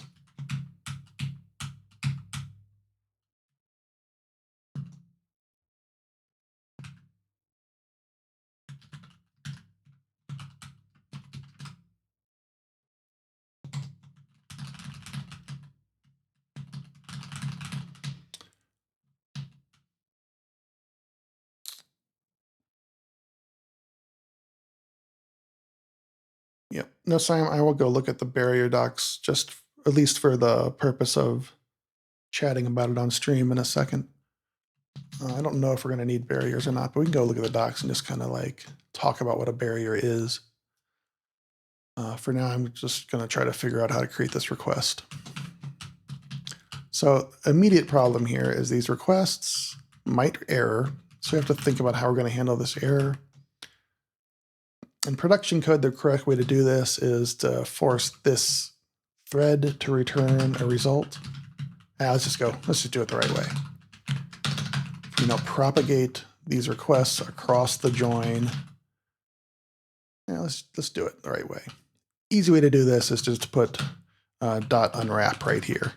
And if this thread fails, that's just going to cause chaos down here. Like if this thread fails, this join handle, this assertion right here will also fail. And in fact, let's just do it that way. Let's not do it the hard way. The more correct way would have this thread, propagate the results with a question mark. At that point, this join handle returns a result. And you can check it down here all at once in the join. Let's just do it the right way. Let's do it the right way. All right, so this question mark should propagate through the spawn. And we've given a type annotation here, which is probably necessary for type inference to work. That means down here we need to put an OK. Then down here we join this, and this could be a failure. And still this expect no panic will probably work. Let's go look at the signature of join, though. I don't remember exactly what join is returning. Yeah, I don't remember exactly what join is returning. I think, actually, let's just write the code. I think I know. So there's probably 2 layers of results on join. The first is for a panic. So if the thread panics, the join's going to tell us it panicked. If it didn't panic, it's going to let us get whatever the thread returned. So I'm going to say that. I'm going to say, what the heck? Oh, man, Emacs. And then we say assert not res.is error. So this is this error that we just propagated up here. I think that's correct. Let's see if that type checks. Check. All right, that await is only allowed inside async functions. So I've screwed something up here. Yeah, there needs to be a block on here. All of this is going to be async code. I'm going to say block on. An async block.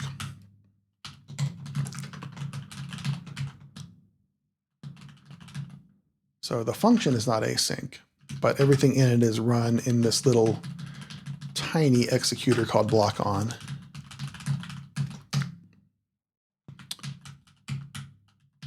And there, I haven't, yeah, there we go. Close all the delimiters correctly.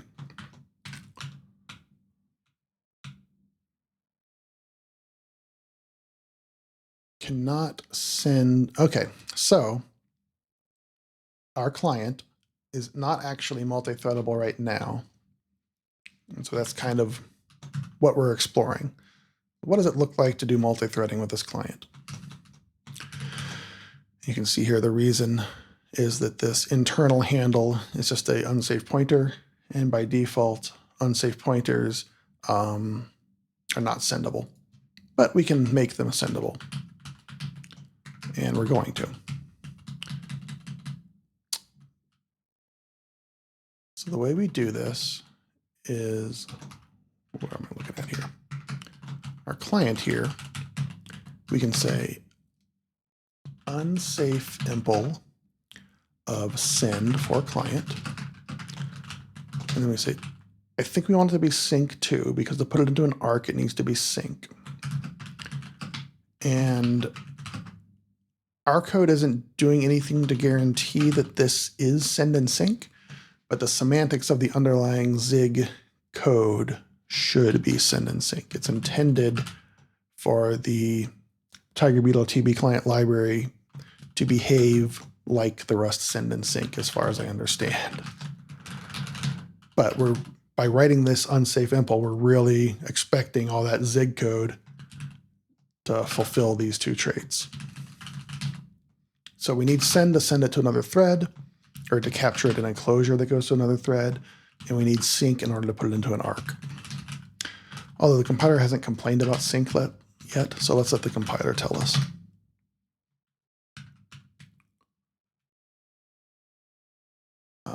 It's still saying this thing cannot be shared between threads safely.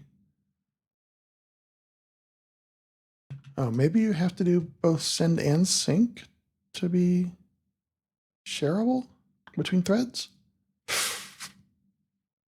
Or maybe we are accidentally capturing, we might actually accidentally be capturing a reference to this arc.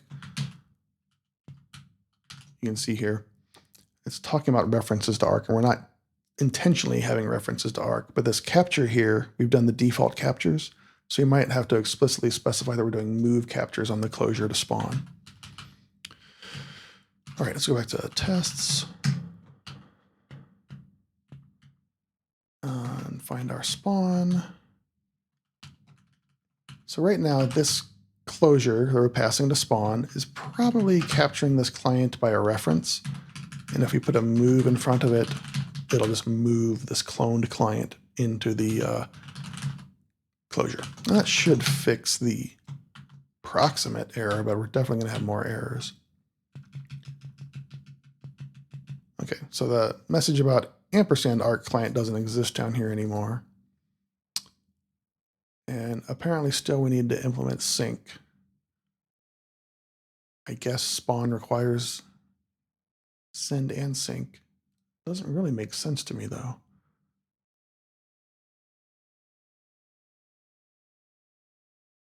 Cannot be shared between threads, cannot be shared between threads safely.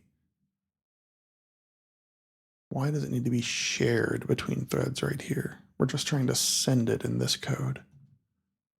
Required because it's used within this closure. Required bound to spawn. Right here is send plus static, which is what I expect from spawn.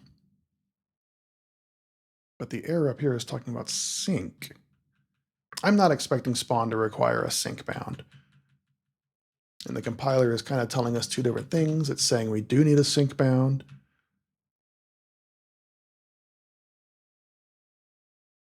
You know, maybe arc requires, yeah, that's why. That's totally why. Again, this error is not quite getting us here. The issue here is probably that, so spawn requires send. You have to be able to send something between threads. Arc requires sync in order to share something between threads. And these error messages are kind of getting these two things confused because I'm actually putting client into an arc.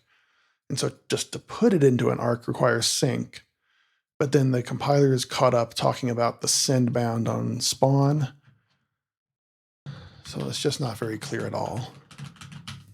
But probably if we do apply that sync bound to client, it should get us much further because we're putting it into an arc. Now let's try this and see what happens. Okay, yeah, that got us all the way. Sync allows us to put into an arc and then all the errors just disappear. All right, let's look at some of these unused. This request number we still might need. This result, what is this, 530? Okay, this result we're not using,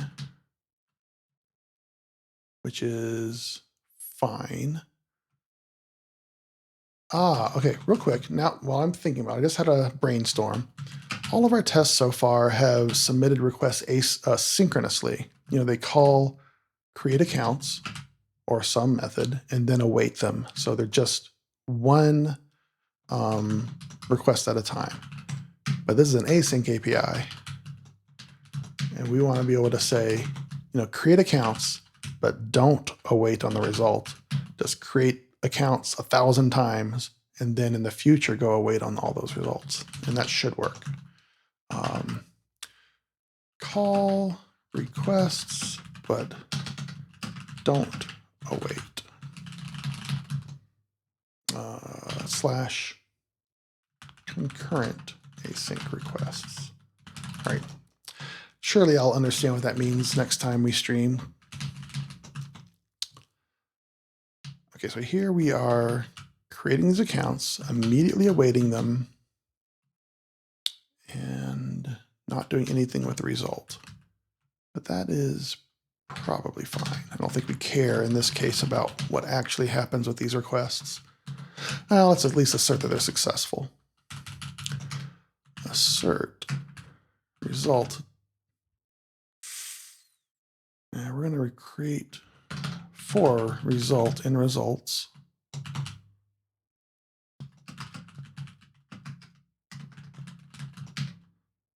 Assert result dot is okay. I don't think that's the correct type. Let's go look at create accounts again. All right, we're not going to last much longer, guys. Hey, Sophony, thanks for showing up in chat. Today we're working on the test suite for TigerBeetle's Rust client. If you're familiar with TigerBeetle, it's a financial database written in Zig. Question in chat from Sophony, is it better to use Emacs in the terminal or GUI? And my opinions about that are mixed. I love working in the terminal these days, primarily because the flexibility it offers when you're SSHing around to machines. But I do think if it works for you, the GUI experience is a lot better than the Emacs experience. Even in the terminal, if it were me, I would not pick Emacs in the modern day. I use Emacs because it's what I've always used. My fingers are programmed for Emacs. Even though you'll see me on the stream flub all kinds of Emacs commands constantly. I'll hit the wrong key and just something will happen on my Emacs screen. But I like working in the terminal because I can SSH around and not deal with kind of GUI specific forwarding features. I just like to be able to open Emacs in any machine that I SSH into.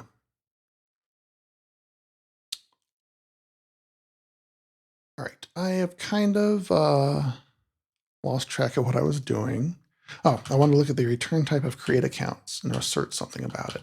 Right, this is not a result type, it's just a create account result. Assert EQ result is create account result okay. And so right now I'm working on a multi-threaded test for this client, and this is the most involved test I've done so far. And I'm kind of running out of steam, but within one thread, we're submitting a bunch of requests and making sure that they execute correctly. Use an undeclared type. This needs a prefix right here. TB. And the request number we're still not using, but we do need to make these accounts unique or they're just not going to succeed. And we'll probably use request for that. So down here, let's run this test, and I expect this test to fail because this assertion is going to fail because these accounts are not all unique. So let's just see where we are on this test. Okay, failed. Assertion exists. Okay, that's exactly what happened. So all these mini accounts we're trying to create already exist. So let's just use some basic math to create unique IDs for these. So here we have some kind of loop, I'm sure. This is, let's actually use a range here. So we started this iterator with the repeat of nothing, repeat of nil. Let's instead iterate on a range of thread numbers. And then we'll use some math to convert those thread numbers and requests into unique account numbers. Although we could just use like an atomic. Yeah, it's actually easier. We'll just use an atomic to track this. Is that easier? We could just use a big random number. These are 128-bit integers. That's actually much easier. Instead of doing fiddly math, we're just going to pick a huge random number. So right in here we have a function for generating a 64-bit random number.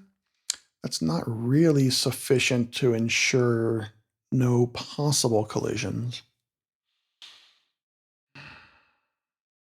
Yeah. Yeah. I'm not sure. I'm dithering here. I'm not sure how I want to do this.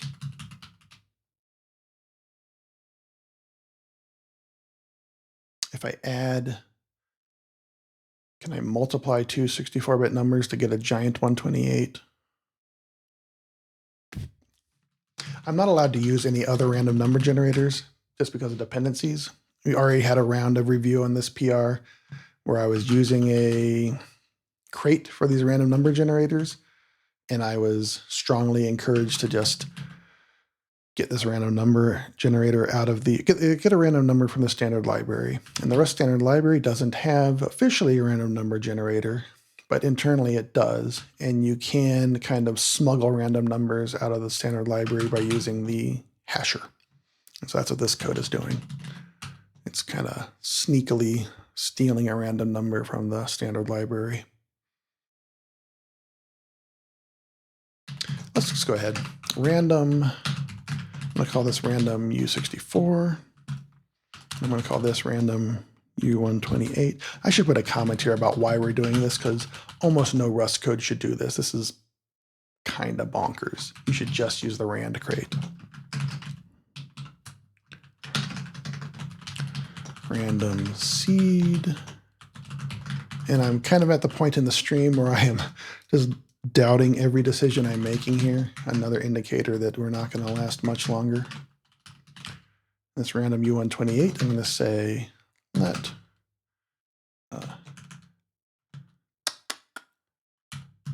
U64, I say let A equals random U64, let B equals random U64. And then I need to, ideally the thing to do is just to put these next to each other in memory to create a U128. I don't really know how to do that offhand. I mean, let's just goof around for a while. Let V equals, let's say U128 from a tuple of A and B. Maybe that does something useful. And then here, for this ID, now I can say random U128, and there's absolutely no chance of collisions. It's just impossible for two random, actually random 128-bit integers to collide. I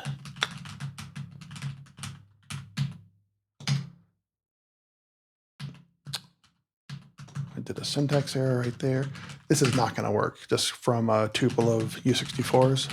I'm just kind of making a stab in the dark. Yeah, it doesn't like that.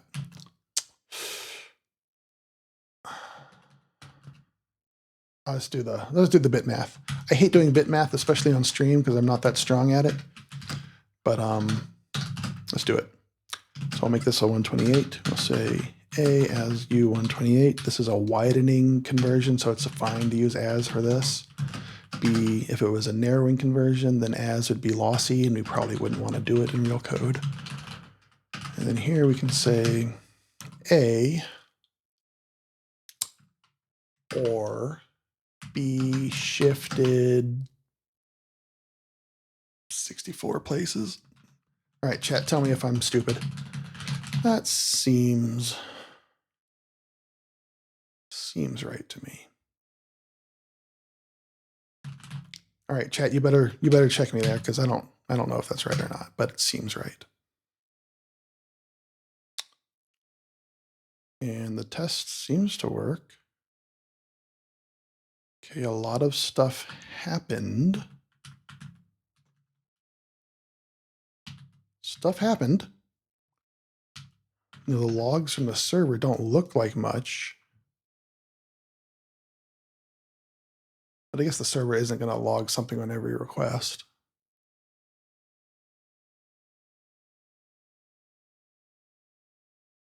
Okay, this is looking promising. So the only thing that really concerns, let's just back up a second and make sure this seems to be complete. I think the only thing I haven't done is just any extra synchronization to try to ensure that these threads happen concurrently. So we create num threads.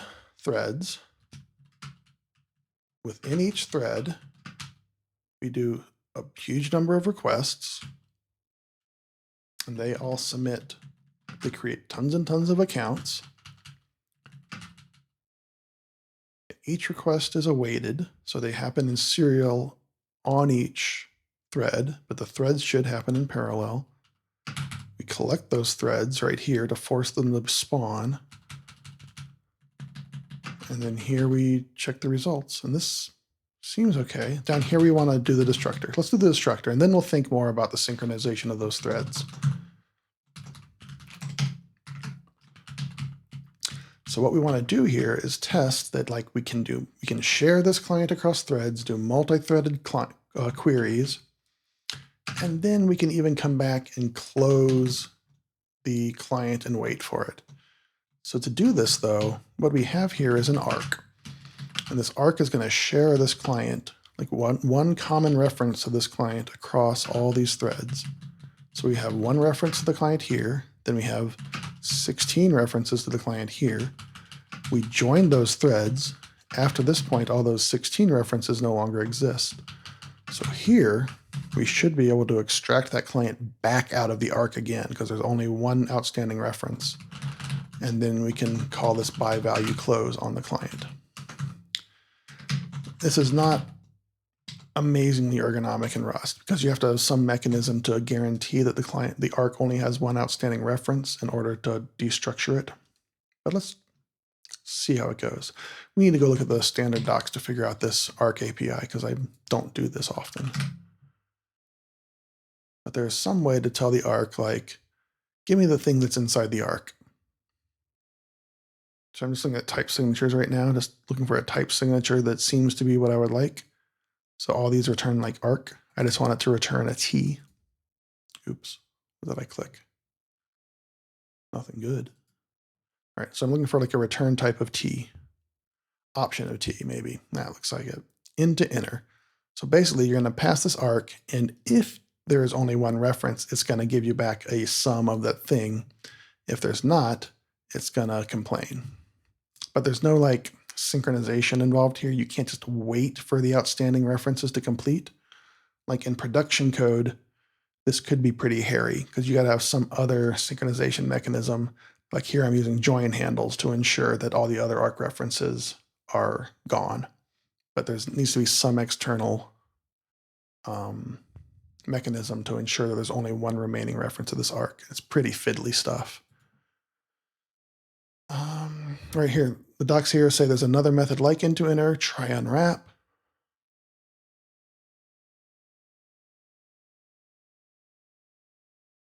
Let's see, yes, will succeed even if they're outstanding. This will succeed even if they're outstanding weak references. That's interesting. So one thing people could do is create one strong reference. Arcs have weak references and strong references. The weak references can be invalidated.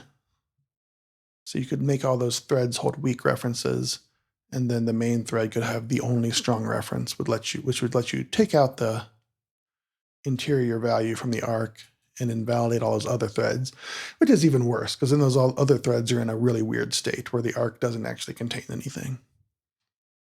I don't really like arcs having weak references in the standard library. They're a pretty niche thing, and they take a whole word for an extra status word inside of the arc, or something like that. But into inner is probably the right thing here. So let's go try that. Into inner, into inner. So here we can say let client equals arc into inner client dot expect.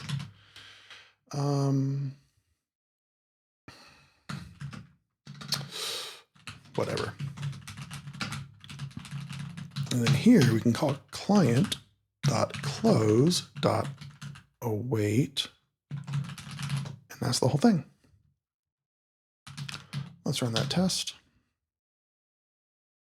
And so one of the things I'm dreading is like explaining like in the docs, like if you really want to use this client across tasks or threads, you know, probably want to put it in an arc. Like here's a pattern that works.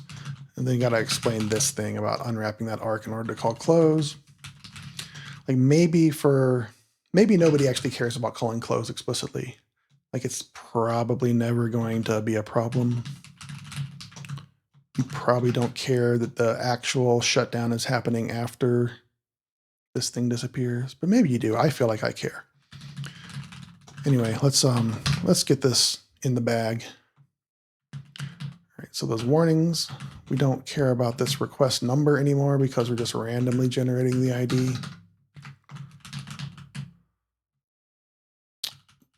What's the other warning here? These channels we didn't actually use, but we still might because we're going to talk right now about synchronization and that barrier no SIAM. So the thing that I'm worried about with this kind of test is that we have no control over when this thread spawns or when it's scheduled. It would be pretty easy for an OS to spawn these threads one at a time, for this all to happen like in a serial accidentally. So off the top of my head, what I think I want is to know, like once this thread is spawned and is running and ready to go with my code, to like check back into the main thread and say like ready. And then like I want to have the main thread be like, get those threads running so they're in place, because it takes a lot of work to actually spin up a thread. So just getting to like this point right here is quite a bit of work. So in my head, what I want to do is be like, send a signal right here, like all the threads are ready to go, let's run. Now let's run those threads. But it's kind of a lot of extra work to do that. Like do we want to send like a channel to every one of these threads? I don't know. But this barrier type that no SIAM mentioned might be the right thing. Let's go look at a barrier. And I don't know if it's even worth doing this. Like this might be good enough. This might be good enough. Like I believe that the underlying client TB client library is thread safe. What really matters is that the Rust types are set up so that this pattern is possible. Yeah, it might. this might not be worth doing. But a barrier enables multiple threads to synchronize the beginning of some computation. That sounds promising, no Siam. Barrier new. Capture the barrier inside. This seems like exactly what we want. Barrier wait. Who triggers the barrier? Barrier new. This example. Thread scope. I've never used Rust scoped threads. Although that might be appropriate for what we're doing, because a scope thread basically has an implicit join inside of it. Barrier new, barrier wait. There's nothing else in the API. How do you send a signal for this wait to? Oh, it just waits for everybody to wait. It's like waits for a whole group to wait, right? So once everybody has waited, yeah, blocks the current thread until all threads have rendezvous. Yeah, that's exactly what we want. That's exactly what we want. Thank you. I learned something today, no Siam. Let's go. Barrier. Where does this exist? Standard sync barrier. Barrier wait. Standard sync barrier, barrier wait. This is exactly the thing I wanted. I'm going to say let barrier equals arc. All right, we don't need these channels. Barrier. Barrier new. And then I think barrier is just copyable. We don't have to clone it like we did with the client. And here we can just say barrier dot wait. Is that really true? In that case, we might need to drop this barrier in the main thread. Wait, and these are copyable. There's something I'm not understanding about the semantics here. Like if this just waits on all the copies of the barrier. Let's go back to let's look at the docs. The problem is like the way I think this works is that like everybody who has a handle to this barrier waits, and once all the outstanding reference to this barrier have waited, then they all rendezvous and they proceed. But there's no clone here on this barrier. At least I haven't cloned the barrier. And that clone would be the opportunity to do the bookkeeping to understand like how many handles exist to the barrier. So there's something I don't understand about how to use this.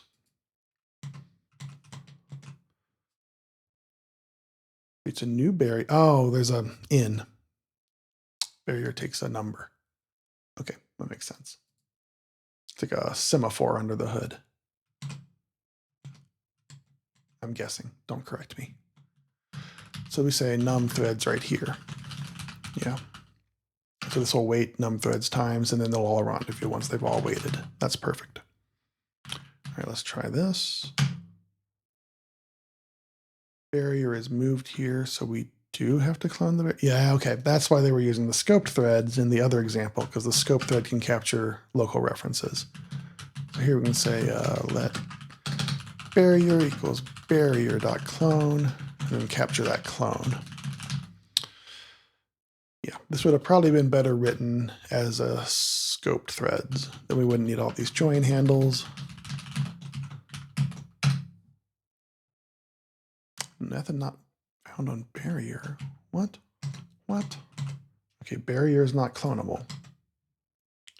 Do I have to put it in arc with the way I've done it? Do I have to rewrite all this to use scoped threads? Don't really want to. No, probably just got to put the barrier in an arc. Rust synchronization primitives are compositional like that. Barrier itself isn't clonable, but you can share it in an arc. Arc new. And now that it's in an arc, we can clone it.